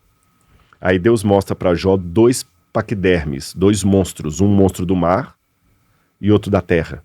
E Deus fica lutando com esses monstros, demonstrando para Jó que há um conflito cósmico do bem contra o mal. E os 2 lados te querem. Então, depois que Deus luta com esses monstros, Jó entende que ele também estava em meio a um grande conflito. Que ia beyond, muito além das vicissitudes dele, dos problemas dele. E quando ele entendeu isso, ele percebeu que de alguma maneira Deus seu sequelado. Por quê? Se antes ele falava, o senhor não tem olhos como os mortais, nem as canseiras mortais, agora ele fala o seguinte, agora os meus olhos te contemplam. Ou seja, Deus também vai ser machucado. E como? De acordo com o Evangelho, quando Cristo vem e morre na cruz do Calvário por nós, que é Deus assumindo o sofrimento humano. Então Jó entendeu, e agora nós podemos pegar algumas lições de Jó. A primeira delas é que se eu entender que a minha vida faz parte de um plano maior, cósmico, de uma guerra cósmica entre o bem e o mal, isso vai mudar muito a minha disposição. Por exemplo, eu tenho que entender que os 2 lados me querem, que não há neutralidade. Ou eu estou do lado do devil, ou eu estou do lado de Deus. Outra coisa que eu tenho que aprender, que as minhas ações terão consequências para essa vida e para a eternidade. Muito bom. Outra coisa que eu vou aprender, essa vida, por melhor ou pior que seja, ela é apenas um ensaio. A verdadeira vida ainda está por vir. Então eu vou aprender com Jó o seguinte, tudo o que eu tenho de ruim vai passar. E tudo o que eu tenho de bom é degustação. A eternidade ainda me aguarda. E é legal porque no final da vida de Jó ele recupera tudo, né? Recupera tudo. Dinheiro, Recupera filho, tudo. família. Mas olha que interessante. Recupera tudo em partes, porque os filhos que morreram... Sim. Recupera tudo no sentido que a vida dele volta a fluir. Volta a fluir. Mas ele volta a fluir com a dimensão que ele sabe. Essa vida não é a vida eterna. É um parênteses. Mas traz aquela lição, né? Por exemplo, é muito fácil ser otimista quando tudo tá dando certo, né? Essa história de Jó, por exemplo, o que o diabo, que o Satanás estava querendo trazer, que só tem fé porque tá dando tudo certo. E quantas pessoas que realmente são assim? Né? Na bonança ele é confiante, ele tá animado, ele trabalha, ele se dedica, o mercado virou, o mar tá mais revolto, tá soprando forte, já não tava mais animado, já tá resmungão, ou seja, ele perde potência no desafio. Então quando você consegue operar de maneira contrária, né? Você consegue, cara, tá mais desafiador, cara, faz isso melhor. Eu acho que o bom empresário, o verdadeiro empresário, é aquele que perde tudo e se torna um empreendedor vendendo picolé. Ele aplica no carrinho de picolé o que ele aplicava. E daqui a pouco ele vai estar rico de novo. A diferença é essa. Você está empreendedor ou você é empreendedor? Você está rico ou você é rico? Porque quando você coloca na sua cabeça o que você é, você pode ser até destituído daquela roupagem social que garante aquele status quo. Mas você continua tendo aquela nobreza. Você pode não ter a coroa, continua tendo a pose de um rei. Como eu falei, você pode ter perdido a sua empresa, mas você vai empreender no carrinho de picolé e vai fazer dinheiro com o carrinho de picolé. E daqui a pouquinho você está com 2 carrinhos de picolé e 3 carrinhos de picolé. Daqui a pouquinho você está de novo com a sorveteria e você está recuperando tudo de novo. E legal que a gente começou lá em Abraão, foi para José, depois Moisés, passamos em Jó. E obviamente quando a gente fala em empreender, em fartura, em conquistar, em progresso, não tem como vir Salomão. Exatamente. Não tem como não vir Salomão. O homem mais rico que já existiu. Vamos falar de Salomão? Vamos. É interessante. Salomão fecha bem esse quinteto, né? Fecha bem, e Salomão tem um aspecto ainda que eu poderia colocar em relação aos outros. Você viu que eu pelo menos em alguns deles, eu bati muito na questão do nascimento. Exato. José nasceu mimado, Sim. O filho preferido, não é isso? O Salomão nasceu de um adultério. Porque a mãe dele havia adulterado com Davi. Uma história muito triste isso. Muito triste. O Davi vai lá, mata o marido da mulher, pega a mulher, tem um filho com ela, o filho morre. Aí depois ele tem um segundo filho com ela, Batseba, né? Sim. E eles chamam de Salomão. Já que eu falei que os nomes na Bíblia têm significados, que eu falei Moisés, Moshe, né? Que das águas o tirei. O José Yosef significa aquele que é abundante, que traz fartura. Garotinhos gordinhos chamavam geralmente Yosef. José. Jó tem alguma coisa? Jó é um nome complicado, porque ele não é bem um nome hebraico. Então alguns pensam que Jó poderia ser Iob, onde está o meu pai? É uma das possíveis significados do nome Jó, onde está o meu pai. Há outros que pensam que Jó poderia vir do ugarítico, que significa aquele que está sendo punido, aquele que está sendo atacado, o alvo. No caso de Salomão, Shlomo, em hebraico, significa aquele que traz a paz. Uau. E eu fico me perguntando por que Batseba, deu para Salomão o nome de Salomão. Porque normalmente eram as mulheres que davam nome para as crianças, com raras exceções. Com raras exceções. Normalmente quem escolhia o nome era a mulher. Eu imagino que a Batseba vivia numa crise de consciência muito grande, uma culpa visceral. Convenhamos, ela era a primeira dama à custa do assassinato do seu primeiro marido e de um adultério. Sim. Não tem história pior. Como é que você vai contar isso para os seus filhos? E mesmo que você não conte, as coisas vazam. Tanto é que a gente está sabendo até hoje. Né? A gente ficou sabendo, então... Desculpa, Deus. Exatamente. Se a gente ficou sabendo é porque... E as pessoas gostam dessas coisas assim e elas não esquecem. Eu costumo dizer que todo mundo odeia a traição, mas ama o traidor. Porque, ao contrário, odeia o traidor, mas ama a traição. Porque todo mundo detona com o que trai, mas gosta de contar a história da traição. Sim. Aí a Batseba teve aquele filho, de repente ela implorou a Deus: Senhor, me dá uma paz de espírito, me dá paz, me dá paz. Eu vou chamar esse menino de o pacificador, Shlomo, porque Shlomo vem da palavra shalom. Shalom, paz. Sim. Shlomo, pacificador, aquele que traz a paz. Vou dar o nome a ele da coisa que eu mais quero. Que eu mais quero. Quem sabe esse menino vai trazer a minha redenção. Sim. E ele começa a crescer ali no palácio e tudo mais, e quando ele é escolhido por Davi para assumir o trono, já tinha um problema também com Adonias, o outro irmão, era uma briga de família pelo poder. Davi coloca nele o encargo, ele começa a prosperar, e aí vem aquele detalhe que eu falei lá atrás, acho que quando eu estava mencionando sobre José, da questão de você ter dinheiro, mas tem que ter sabedoria, Sim. Senão vai ser uma desgraça. Exato. Quando Salomão viu tanto de coisa que ele estava ganhando, a primeira coisa que ele foi buscar a Deus. Senhor, é muito para mim. É muito para mim. Porque, olha, fama, dinheiro, reconhecimento é tudo muito bom, mas eu repito, se você não estiver preparado para receber isso, vai ser uma desgraça. Haja vista que, vez ou outra, a TV traz algum documentário de pessoas que ganharam na Sena, na Loto, e ganharam uma bolada de dinheiro de uma vez só, e 3, 4 anos depois ele estava mais pobre do que antes de ganhar na... Por quê? Se a fortuna vier, mas se você não tiver uma cabeça para administrar, não adianta nada. Então, o empreendedorismo é uma palavra que ela está intimamente ligada à maturidade. Empreendedorismo sem maturidade é um carro potente nas mãos de um maluco. É até imprudência, né? De imprudência, exatamente. Você precisa ter a maturidade, a prudência. Senão aquilo ali vai ser um desgraceiro. Imagina um carro de alta potência do motor na mão de um maluco de 13 anos de idade, ele vai sair fazendo uma bagunça aí. Então Salomão falou: Senhor, é muito para mim, eu te agradeço, mas o Senhor tem que me ajudar. Aí Deus fala: tá bom, Salomão, o que você quer? Pode pedir, você quer mais riqueza, você quer mais poder, você quer mais exército, você quer mais território? Eu quero sabedoria. Uau, é muito lindo isso, cara. Eu quero sabedoria. Deus falou assim: como você pediu sabedoria, não pediu mais riqueza, as outras coisas virão por tabela. Então aquele negócio assim, não peça o vagão, peça a locomotiva. Se você pedir a locomotiva, os vagões vêm. Lembra aquilo que eu falei de pessoas que ficam procurando demais, presas demais com coisas que são importantes, não tem tempo para aquilo que é essencial? Busca o essencial, o importante vai vir por tabela. A gente busca o importante e não o essencial. Chegar a tempo é importante, mas chegar com vida é essencial. Muito boa essa também. Entendeu? Então tem uma série de coisas que a gente tem que colocar assim.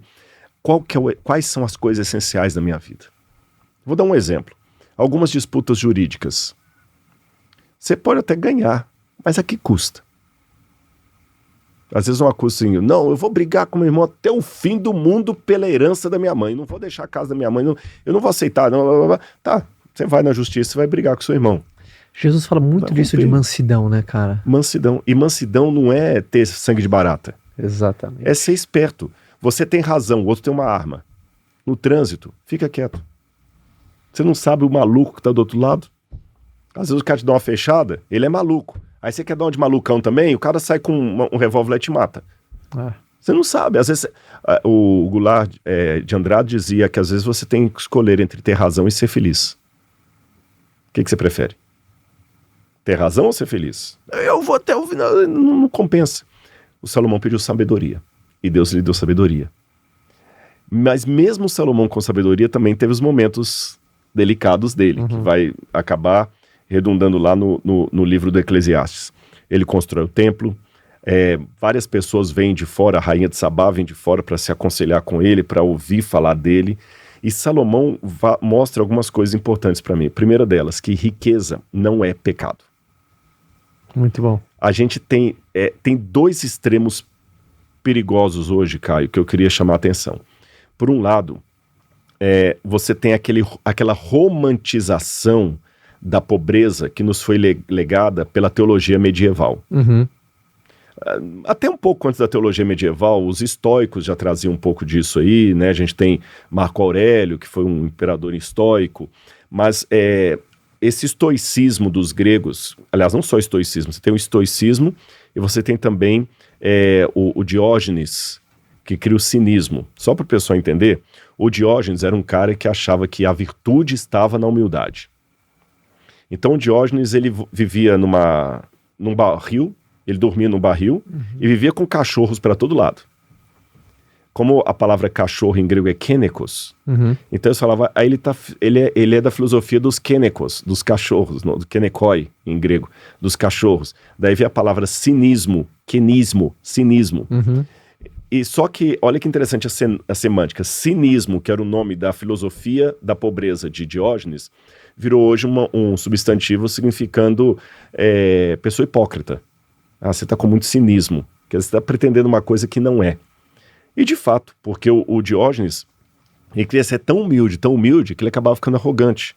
Um amigo dele uma vez falou assim: Diógenes, a sua arrogância perpassa pelos buracos da mortalha que você usa. Uma vez ele tinha um caneco quebrado que ele sempre usava para beber água, sem alça, só o caneco assim quebrado. Aí um dia ele foi beber água num chafariz da cidade de Corinto, e ele viu um menino chegando assim e bebendo água com a mão. Quando ele viu que o menino bebeu água com a mão, ele falou, opa, ele é mais humilde que eu. Jogou o caneco fora e começou a beber água com a mão. Então esse é um exagero. Do cinismo veio o estoicismo. O Alexandre o Grande espalhou isso pelo mundo, né? O estoicismo, aquela coisa toda e tal. Aí do estoicismo vem a teologia medieval. Muitos santos da igreja, Santo Antão, São Bento e outros mais que eu poderia mencionar aqui, eles achavam que quanto mais austera a sua vida, quanto mais austero você fosse, quanto mais desprendido dos bens materiais, mais Deus te amava. O curioso é que muitas vezes a igreja tinha riquezas, mas o povo não. Então, assim, foi construindo aquela teologia medieval da pobreza franciscana, que quanto mais desgraçado, quanto mais sem dinheiro, quanto mais sem recurso, quanto mais pobre você for, mais perto de Deus você está. Então isso para mim é um extremo que não tem base bíblica. Mas a reforma protestante trouxe um outro extremo. Porque você sabe que, se eu estou falando da pobreza franciscana na época medieval católica, quando você pega a partir de 1517 a reforma protestante, você vai para um outro extremo, que aí é a criação do capital. O capitalismo e o consumismo é uma criação protestante. Né? A gente tem vários autores que eu podia mencionar aqui. O próprio Lutero, ele falava muito também de política, de cultura, de investimento. Weber, podia falar do Weber e outros mais que eu podia ir citando aqui. Então o protestantismo já queria valorizar o empreendedorismo, olha que interessante, mas num sentido mais arrojado. Tanto é que você pode olhar muitos países que eram colonizados por uma cultura de missionários católicos, foram países que ficaram na periferia, América Latina, África, países que eram colonizados por uma cultura mais protestante ficavam mais ricos. A Alemanha, a Grã-Bretanha, que não era bem protestante, mas era ali a anglicana, os Estados Unidos, os países nórdicos. Olha que interessante. Só que isso não significa agora pejorar o catolicismo e enaltecer o protestantismo. Por quê? O problema dessas duas visões é que são dois extremos. E extremismo é um lado da verdade que ficou louco. Então, se por um lado tem a pobreza franciscana, que parece que quanto mais miserável, mais perto de Deus você está, por outro lado criou-se uma teologia da prosperidade, que quanto mais rico você tem, mais graça você está tendo. Mais graça você está tendo. E parece assim, que você só está próximo de Deus quando você está rico. Tem muita gente comprando isso hoje, é o evangelho do cifrão. Sim. Você entendeu? E aí aí eu esnobo mais ainda que eu tô comprando um carro cada vez melhor e tudo e tal. Olha quanto, e aí põe aqui a música, né? Assim, quantas bênçãos, olha quantas bênçãos, como Jesus está me abençoando. Aí o outro coitadinho que tá assistindo lá, que não conseguiu o Lamborghini, não conseguiu aquilo, Deus não me ama.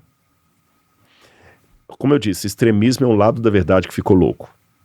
Então eu acho que o que temos que ter equilíbrio é o seguinte, a Bíblia tem espaço para o Salomão, então não é a pobreza franciscana, mas a Bíblia tem Salomão, Jó, Moisés, todo mundo que empreendeu, então não vou ficar dotando isso aqui, mas a Bíblia também tem um espaço para o pobre.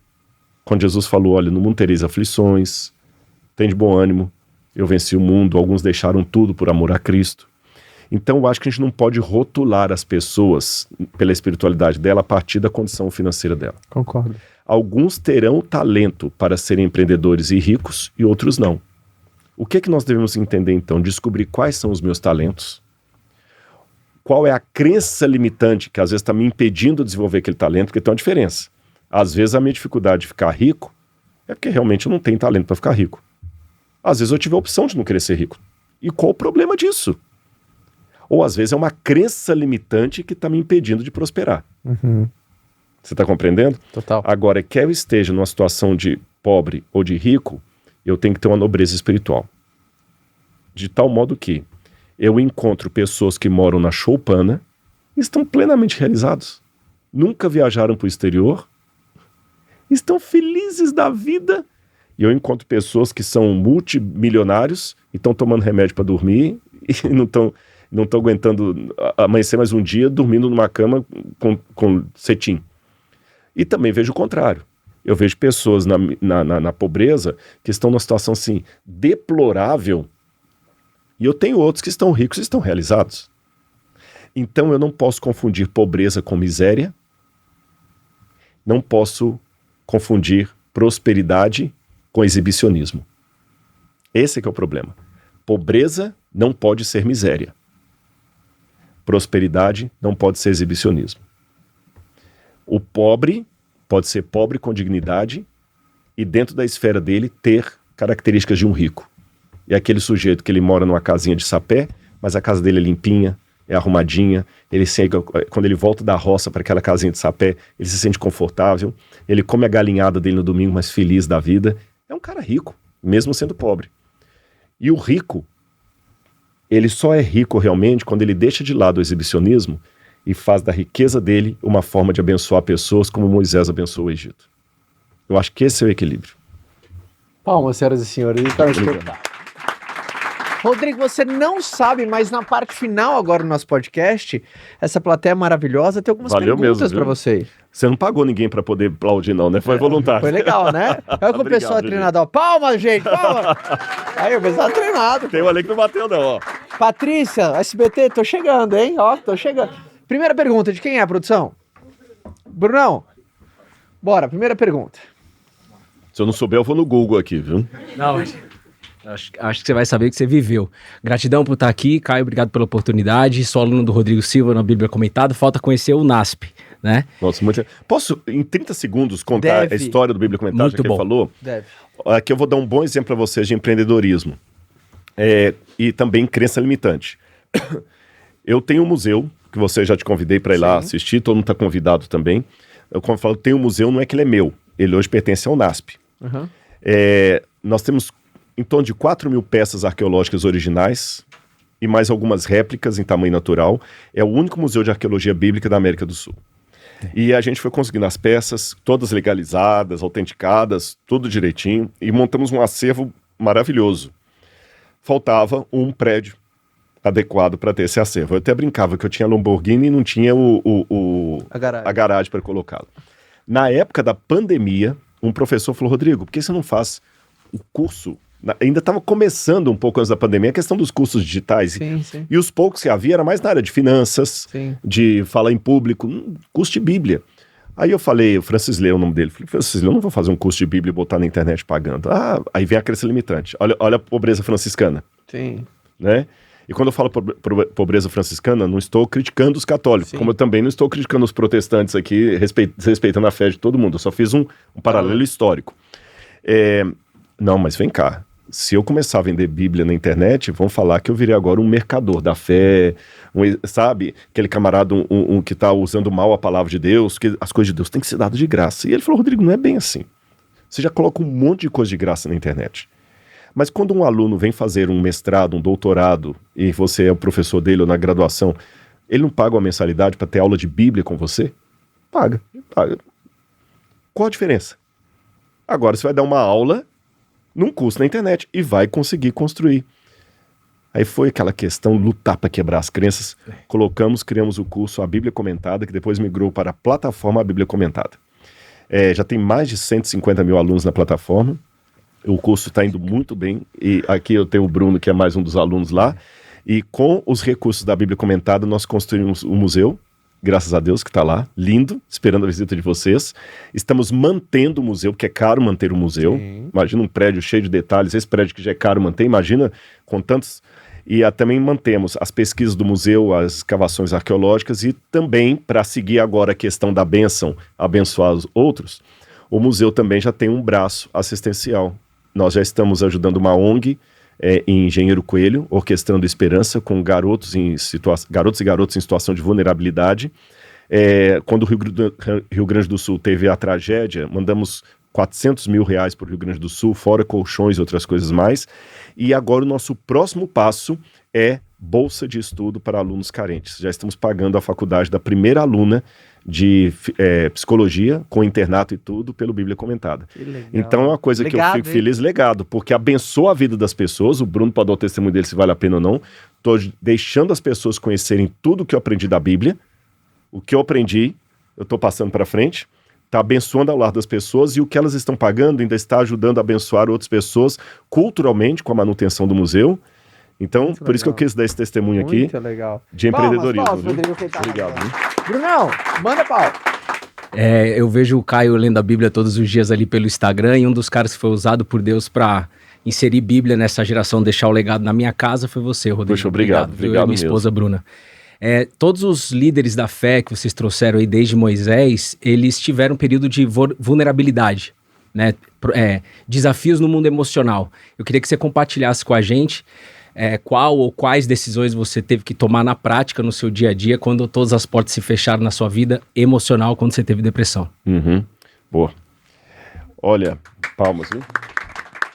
Bruno, eu vou falar para você e para todos mais que estão aqui, quem estiver assistindo a gente, eu aprendi uma coisa, pessoal. Fé, você vai saber o que é fé quando ela for a única coisa que sobrar para você. Nossa. Quando mais nada sobrar, você vai saber o que é fé, sabe? A única coisa que sobrou foi a fé. E a fé é justamente aquele momento em que você se agarra. É curioso, eu gosto de falar isso, que a palavra fé no hebraico significa agarrar-se a alguma coisa, como se a sua vida dependesse daquilo. Teve dias que eu falei assim, eu não vou dar conta. Mas não é uma questão de autoajuda com U. É autoajuda, a ajuda que vem do alto, sabe? Ele me pegou pela mão. Eu não sabia se tinha. Foi teve depressão pesadérrima mesmo, de Faz ficar tempo? 3 meses. Foi em 2015, se eu não me engano, por aí, foi 10 anos 2014, 2015. Até a minha terapeuta, as minhas terapeutas, que eu passei por mais de uma, falaram assim que eu sou um caso assim, realmente de grande sucesso, porque eu saí, é lógico, tem momentos tristes na vida, é normal, mas do estado que eu estava, e eu falei, Senhor, eu vou morrer, mas eu vou morrer tentando. Só me ajuda então, pega na minha mão. Então a ideia, Bruno, é justamente esse. Eu vou cair lutando. Eu vou cair lutando. E quando você cai lutando, você descobre que você já está caindo lutando há mais tempo do que você... Sabe aquele negócio assim? Eu vou cair lutando, eu tenho mais 5 minutos de vida. Daqui a pouquinho você nota que você está já há 2 meses e os 5 minutos prolongaram. Então, ainda que você caia lutando porque você não está sozinho. E eu não posso falar tudo isso sem colocar a dimensão espiritual. Eu descobri que por mais que eu não percebesse, Deus estava comigo ali naquela forma mais doída, a ponto que eu posso dizer que eu não tenho saudade do que aconteceu, mas hoje, se eu pudesse voltar no tempo, eu não retiraria aquele episódio triste da minha vida, porque talvez é ele que me dá autoridade para olhar para alguém que talvez está passando por um problema hoje e falar assim, você vai conseguir, eu cheguei até aqui e eu não tenho capa vermelha, nem superpoderes, mas eu tenho o poder, sabe? Às vezes a gente vai dar palestra e você usa muito PowerPoint, mas na vida, às vezes nós só precisamos do PowerPoint. Então, quer dizer, o poder, ponto final. E ele vai estar com você como esteve comigo. Muito bom. Ai, Obrigado, maravilhoso. professor. Obrigado. E sabe, antes de chamar a próxima pergunta, eu concordo muito com você. E porque tantas vezes eu recebi essa pergunta na caixinha de perguntas do Instagram. Se você pudesse voltar no tempo, você mudaria alguma coisa? E eu jamais voltaria no tempo e mudaria nada na minha vida. Não porque não teve momentos difíceis, momentos de aflições, mas se eu desejasse voltar atrás e mudar alguma coisa, é como se eu tivesse falado pra Deus, se eu fosse você, eu teria feito diferente. Quer ensinar? Aí eu acho que eu vou chatear ele tanto, porque ele sabe o que é melhor pra mim, então eu não mudaria nada. E tão legal ver você falando, eu acho que quando você tem esse entendimento... E né? o eu de hoje, o Caio de hoje, o Rodrigo de hoje, o Bruno de hoje, nós somos o somatório de todos os eus nossos que nos antecederam. Então, sabe, a vida te trouxe até aqui. Então, na verdade, a vida não me deve nada. Eu tô feliz. Às vezes, o mundo me deve, não deve nada. Eu tô aqui. Olha onde é que eu tô. Entendeu? Pergunta maravilhosa. Boa tarde, Caio. Boa tarde, Rodrigo. Boa tarde, amigo. Nós falamos aqui sobre muitos homens da fé, né? E tem um corte muito famoso teu que fala sobre a importância de Maria na vida de Jesus. Eu queria perguntar para ti, quem foram as mulheres que fizeram parte, eu ia falar trajetória, mas como tu utilizou a palavra agora, do teu legado? Poxa, boa colocado, viu? É interessante. O seu nome é Fernando? Fernando. Maravilhoso. Obrigado, Fernando. Pegando a própria de Maria para minha vida, tá bom? De Maria para minha vida. Talvez vou surpreender alguns com o que eu vou dizer aqui. Os filmes do nascimento de Jesus mostram a Virgem Maria, geralmente uma moça de uns 25 anos, 22 anos, muito bonita, afeituosa, né? A Maria histórica era uma menina de talvez 13 anos de idade, porque era a idade com a qual as meninas se casavam. Menstruou, casou. Hoje eu sei que a menstruação vem mais cedo, mas naquela época era 12, 13 anos que a menina menstruava, e depois da menstruação que elas casavam. As meninas se casavam muito jovens em Israel naquela época. Era raro ter uma excepcionalidade. E existe inclusive uma tradição patrística do 2º século, do proto-evangelho Jacob, que fala que Maria era uma menina de aproximadamente 13 anos quando deu à luz a Jesus. No nosso critério, uma adolescente. E ela ter dado à luz a Jesus sendo virgem, num ambiente completamente patriarcal e muito conservador, ninguém hoje, com a maioria do Brasil católico ou evangélico protestante, nós falamos a Virgem Maria e a respeitamos. Mas naquela época, ela era Maria, uma menina que apareceu grávida com a história do Espírito Santo. Quem que ia aceitar isso? E ela mesmo assim teve a coragem de falar para o anjo: aqui está a serva do Senhor, cumpra-se em mim conforme o seu desejo. A entrega de Maria é uma coisa formidável, que tem muito marmanjo aí de 40 anos que não teve coragem, uma menina de 13 anos teve. E na crucifixão de Jesus, quando novamente os marmanjos caíram fora, ela foi até o momento da cruz do Calvário, ela ficou com o filho dela até o último momento, não é? Então Maria foi uma mulher excepcional, e eu a tomo quase como que assim, a modelo de todas as mulheres do mundo. É uma pena que muitas mulheres querem se imitar no caráter, às vezes, de uma cantora, de uma atriz, sabe, esquecem de Maria. É muito interessante, a gente tem que resgatar, mesmo quem não é católico, resgatar a figura de Maria para as meninas. Sabe, não quero jogar indireta para nada, nem ser politicamente incorreto, mas enquanto as meninas vão assim se sacrificar desesperadamente, usando até fraldão para não ir ao banheiro, para assistir o show de uma atriz, de uma cantora que não está nem querendo saber quem você se espelhem em Maria, que eu acho que vocês vão ganhar mais, tá certo? Agora, das mulheres que mudaram minha vida, é interessante, eu vou começar com minha mãe. A minha mãe, ela, hoje olhando à distância, eu consigo entender os problemas dela. Provavelmente ela tinha algum tipo de bipolaridade, eu uso o termo bipolar de uma maneira completamente leiga, que eu sei que a nomenclatura hoje tem que ser refinada, né? Há vários tipos de autismo, há vários tipos de síndromes, há vários transtornos. Eu vou usar a bipolaridade apenas como um leigo. Ela tinha problemas sérios e não diagnosticados. Ela teve meningite na adolescência dela e também ficou sequelada. Então, hoje, olhando à distância, eu a vejo também, coitada, como enfrentando vários problemas. Teve um primeiro marido que a abandonou, um filho que também não deu muito certo na vida, e depois me teve com meu pai numa relação sexual não planejada, e num universo em que essas mulheres eram consideradas adúlteras e tudo mais, e, sabe, pejoradas. O que Maria, da Bíblia, deve ter sofrido por aparecer grávida do Espírito Santo, uma mulher também tinha quando era amaziada com homem nos anos 70. Mas como criança eu tinha dificuldade de ver isso, porque a criança só vê assim, os traumas que ela me proporcionou. Por exemplo, de falar que ia falar com meu irmão que ela viu meu pai com uma mulher só para ver o meu irmão batendo no meu pai. E às vezes assim, eu saía de casa, ela estava bem, depois eu voltava da escola, ela estava totalmente transtornada. E me fez sofrer muito. Eu tive que levar minha mãe para terapia. Digo, não minha mãe fisicamente, pegar e levar a mãe introjetada, e vou revelar uma coisa que vai chocar vocês. Eu perdoei minha mãe, mas o primeiro passo para perdoá-la, sabe qual foi? Qual? Qual? Odiá-la. Admitir o ódio. É o primeiro passo para perdoar. Muitas pessoas não conseguem perdoar porque ele não admite o primeiro passo, que você está odiando. Porque se você admite que você está odiando, você está admitindo que você não é tão bonzinho assim. Mas não é ódio, não é um sentimento, é uma dor. A gente fica usando uns eufemismos que não contam nada. É como se você admite a doença para obter a cura. Exatamente. Você tem que admitir assim, eu tô com ódio do que ele fez. Mas como o ódio não é um sentimento bom, Deus me ajuda a livrar esse ódio. Mas como a gente quer ser o bonzinho, você não admite o ódio. Como não admite o ódio, não tem do que perdoar. Aí você fica enrolando, e como dizia Shakespeare, você acaba tomando um veneno querendo que o outro morra. Ou passando a vida empurrando aquele para debaixo ali. E eu estou resumindo para você, Fernando, assim, eu sei que não foi bem isso que você me perguntou, mas eu quero responder por aqui. E eu fui vendo com ela ali. E o que eu aprendi com ela, sendo que eu carreguei tantos traumas dela? Tantos traumas. Ela acabou com a minha vida. Minha mãe acabou com a minha vida. Minha infância, ela me castrou emocionalmente. Foi um lar tóxico, uma série de coisas. Mas o que eu aprendi com ela? Em primeiro lugar, eu aprendi a perdoar.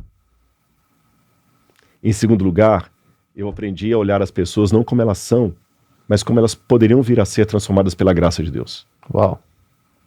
Eu aprendi com ela como eu não devo ser. Isso também é um aprendizado. Eu aprendi com ela a ter tolerância por pessoas que estão com dificuldade.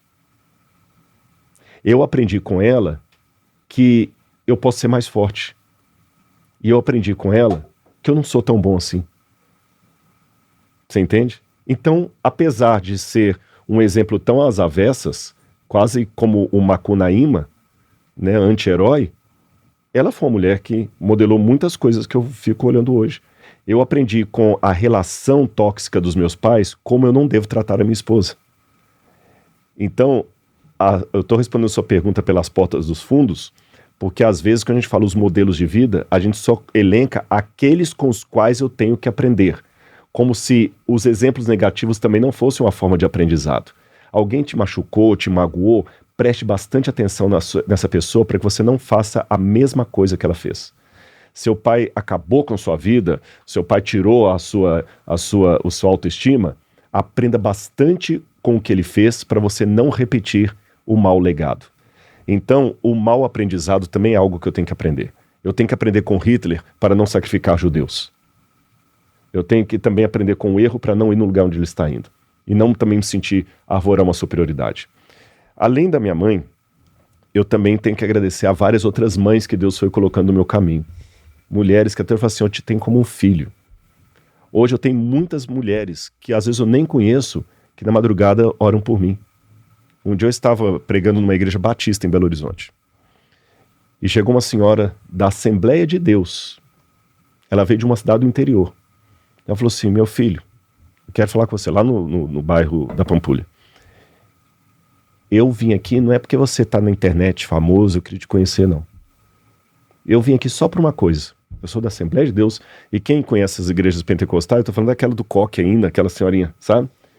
Porque várias madrugadas eu oro por você e Deus mandou eu vir aqui só para dizer que você tem uma guerreira de oração intercedendo por você e que os seus sonhos vão se cumprir. Alguém pode interpretar isso como uma profetada, eu interpretei como um carinho. Aquela mulher é um modelo que eu tenho. Ela não foi lá para tirar uma foto, ela chegou quase no final do culto, viajou de longe. Aí eu pego assim, como eu sou amado. Como eu sou amado. Quer ver outra coisa também? Ontem isso até me emociona, eu fui ajudar uma menina na rua chamada Giovana. E ela falou assim, agradeceu pelo que eu tinha feito por ela, e ela falou assim, o senhor é um homem abençoado. E eu me lembrei de uma outra mulher agora, que falou a mesma coisa pra mim, e ela, lá em Arthur Nogueira, ela sempre via drogada, assim, coitada, a droga acabou com ela, magérrima, já tinham levado pra, sabe que a droga é complicada, levaram para o tratamento, mas ela fugia lá, e ela sorria. Eu sempre dava algum trocado pra ela, mesmo, às vezes comprava alguma comida, alguma coisa assim, tudo e tal, não quero entrar nos detalhes aqui, e ela sorria, não tinha quase nenhum dente na boca. Mas já falou comigo a mesma coisa que essa menina falou ontem. O senhor é muito abençoado. Era uma mulher magérrima, fétida, na rua. A gente tentou ajudar também lá, não estou resumindo a história aqui, mas complicado quando a pessoa é viciada. Mas eu engarrafei essas duas bênçãos que eu recebi. E toda vez que eu tenho um hater na internet, que nem me conhece e vem lá me atacar, eu tomo um gole daquela bênção. Elas me abençoaram. E elas também são filhas do rei, mesmo estando numa situação deplorável. Eu aprendi com elas. Então, assim eu poderia dar o exemplo de vários outros. Pessoas que Deus vai colocando no meu caminho para cuidar de mim, para que eu também possa cuidar de outros. Muito bom. E eu peço que eu também seja alguém, que alguém, quando lembrar de mim, agradeça a Deus por eu ter cruzado a minha biografia com a vida dele. Senhores, para fechar, Que responsa, hein? Me deixaram um puta de um Que trabalho. responsa, hein? Bom, primeiramente, prazer conhecer vocês. Me chamo Aurélio, não sou o dicionário, mas sou o Aurélio. Nem imperador romano. Não, nem o imperador. Mas, Rodrigo, o que a gente gostaria até mesmo de entender sobre todos os insights bíblicos e tudo mais, como que a gente encontra um equilíbrio bíblico entre a generosidade cristã e também a responsabilidade de uma liderança? Assim como também a parte de, igual Deus deu muito para Daniel, né, a interpretação de um sonho e a visão, o empreendedor, o empresário, ele sempre é muito visionário, sempre olha como que a gente consegue trazer tudo isso para o nosso dia a dia. Uma resposta cartesiana, matemática, pitagórica, eu não tenho para lhe dar por uma razão muito simples. O ser humano não foi feito em série como automóvel. O automóvel, por ter sido feito em série, se acontece um barulhinho lá no motor, e o mecânico é realmente um expert, eu chego lá só de ouvir o motor e falo assim, isso aqui é tal coisa. Ou quando um carro dá um problema e outro começa a dar, chama um recall, porque é tudo a mesma coisa, foi feito em série. Nós não fomos feitos assim. E a partir do fato de que nós não fomos feitos assim, cada um de nós somos um universo em nós mesmos. Existem algumas coisas que são únicas em você em todo o universo. Você pode ter um irmão gêmeo, mas o seu DNA é só seu, a íris do seu olho é só sua, a sua digital é só sua, e a programação psicológica que fez você ser quem você é também é só sua. Então cada um universo. São bilhões de pessoas no mundo e cada uma um universo. Sendo assim, esta é a razão pela qual eu não tenho uma resposta matemática do equilíbrio.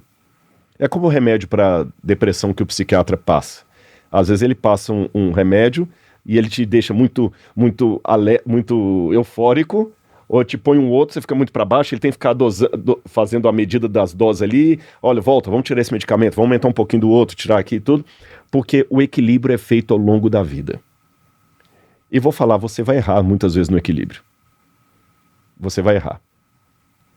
Mas, se for para errar, erre sempre pelo lado da misericórdia. Lembra que eu falei que às vezes eu dava uns trocados para a menina de Arthur Nogueira? Eu não gosto de dar dinheiro na rua para as pessoas. Eu prefiro pagar um prato de comida, alguma coisa. Pela razão óbvia. A chance dele pegar aquele dinheiro e usar com droga ou com alguma coisa é muito alta. Mas se eu estou numa situação que eu não tenho tempo, a pessoa está ali com fome e tudo mais, ele está falando que está com fome, eu tenho dinheiro, não tenho tempo de sair comprar. Se for para errar, eu prefiro errar pela misericórdia. Eu prefiro dar uns trocados para ele. Muito bom. Porque se ele usar para droga, o problema está com ele. Mas se ele de fato estava com fome e eu não dei, o problema está comigo. Então, no equilíbrio da vida, haverá momentos que você vai errar. Mas é melhor voltar para casa falando assim, puxa vida, eu dei uma segunda chance para aquele sujeito, ele me roubou, a voltar para casa com aquela sensação, poxa, eu mandei ele embora e ele morreu no dia seguinte. É melhor, às vezes, não estou falando para você ter sangue de barata, mas às vezes, na dúvida, quando a coisa ainda está cinzenta, é melhor usar a misericórdia. É melhor ser passado para trás a ganhar dinheiro às custas de uma injustiça. Você entendeu? Então é isso que eu sugiro. Obrigado. Cara, que papo maravilhoso, Eu que meu agradeço, irmão. obrigado mesmo, valeu demais. Foi maravilhoso. Se a turma quiser estar mais próximo de você, saber, cara, eu gostei desse museu, eu gostei do papo, como é que faz pra turma estar mais próxima de você, do seu conteúdo, dos seus canais Bom, mais meus preferidos? canais, então, é Rodrigo Silva Arqueologia, tanto no YouTube como no Instagram, segue lá. Se gostar do conteúdo, deixa também o seu like, isso é importante, marcar. Deixe seu comentário aqui também nesse vídeo para engajar essa nossa conversa, para mais pessoas serem alcançadas. E o MAB, você pode entrar também no perfil do Museu de Arqueologia Bíblica, mabunasp.br, tá bom? mabunasp.br. Se você colocar lá no Instagram, você vai encontrar o MAB e vai ser muito bem-vindo lá. Eu não posso garantir que eu vá fazer o tour para vocês, porque já passaram quase 200 mil pessoas pelo museu. Mas vai ter alguém lá Vai ter top. alguém top, a gente treinou, tem outros arqueólogos, historiadores, e assim a gente vai seguindo. E eu agradeço muito esse carinho. Quando eu cheguei aqui, meu muito obrigado a toda a equipe, sem exceção para ninguém. Eu fui muito honrado aqui. E hoje, Caio, uma coisa que eu passei a valorizar na vida depois da depressão é valorizar os pequenos momentos de afeto que eu vou recebendo. Hoje, eu valorizo muito isso. Não é questão de ficar no mundo cor-de-rosa. Eu sei que a vida não tem cor-de-rosa. Eu sou muito autêntico e lúcido. Mas por que a gente tem que ser lúcido só para perceber o ruim? Seja lúcido também para perceber o que é de bom. Lembra que eu falei das bênçãos que eu vou bebendo? Então, toda vez que eu sou bem tratado num lugar desse, eu agradeço a Deus. Eu fui amado. Eu fui bem recebido. E eu consigo perceber a diferença do atendimento ao personagem e ao ser humano. E aqui, embora vocês convidaram o personagem, o ser humano foi bem tratado. Que Deus abençoe esse lugar de vocês. Amém. E todos que trabalham aqui, o que eu desejo para vocês, uma bênção do céu, que todos os funcionários, participantes, alunos que você tem, que eles possam sentir uma atmosfera diferente aqui, que eles possam até não saber explicar o que eles viram aqui, mas que eles possam pelo menos sentir que há algo diferente aqui, porque eles estão liderados por alguém que ama a vida, ama Deus e ama as criaturas que Deus colocou nesse mundo. Que Deus abençoe vocês. Palmas para o Rodrigo Silva, senhoras e senhores. A todos, eu espero que você tenha curtido tanto quanto eu. Se você está no YouTube, se inscreva no canal para você não perder nenhum só episódio. Compartilha isso com o teu grupo de trabalho, amigos, com a família. E se você está vendo ou ouvindo por alguma plataforma de streaming também, siga a nossa página, porque a gente está muito feliz com o crescimento avassalador de como você fez isso. E até um próximo papo. Rodrigo, obrigado. Plateia, obrigado. Palmas para vocês agora. Bate palma para a gente mesmo. E até semana que vem, gente. Beijo, tchau, valeu.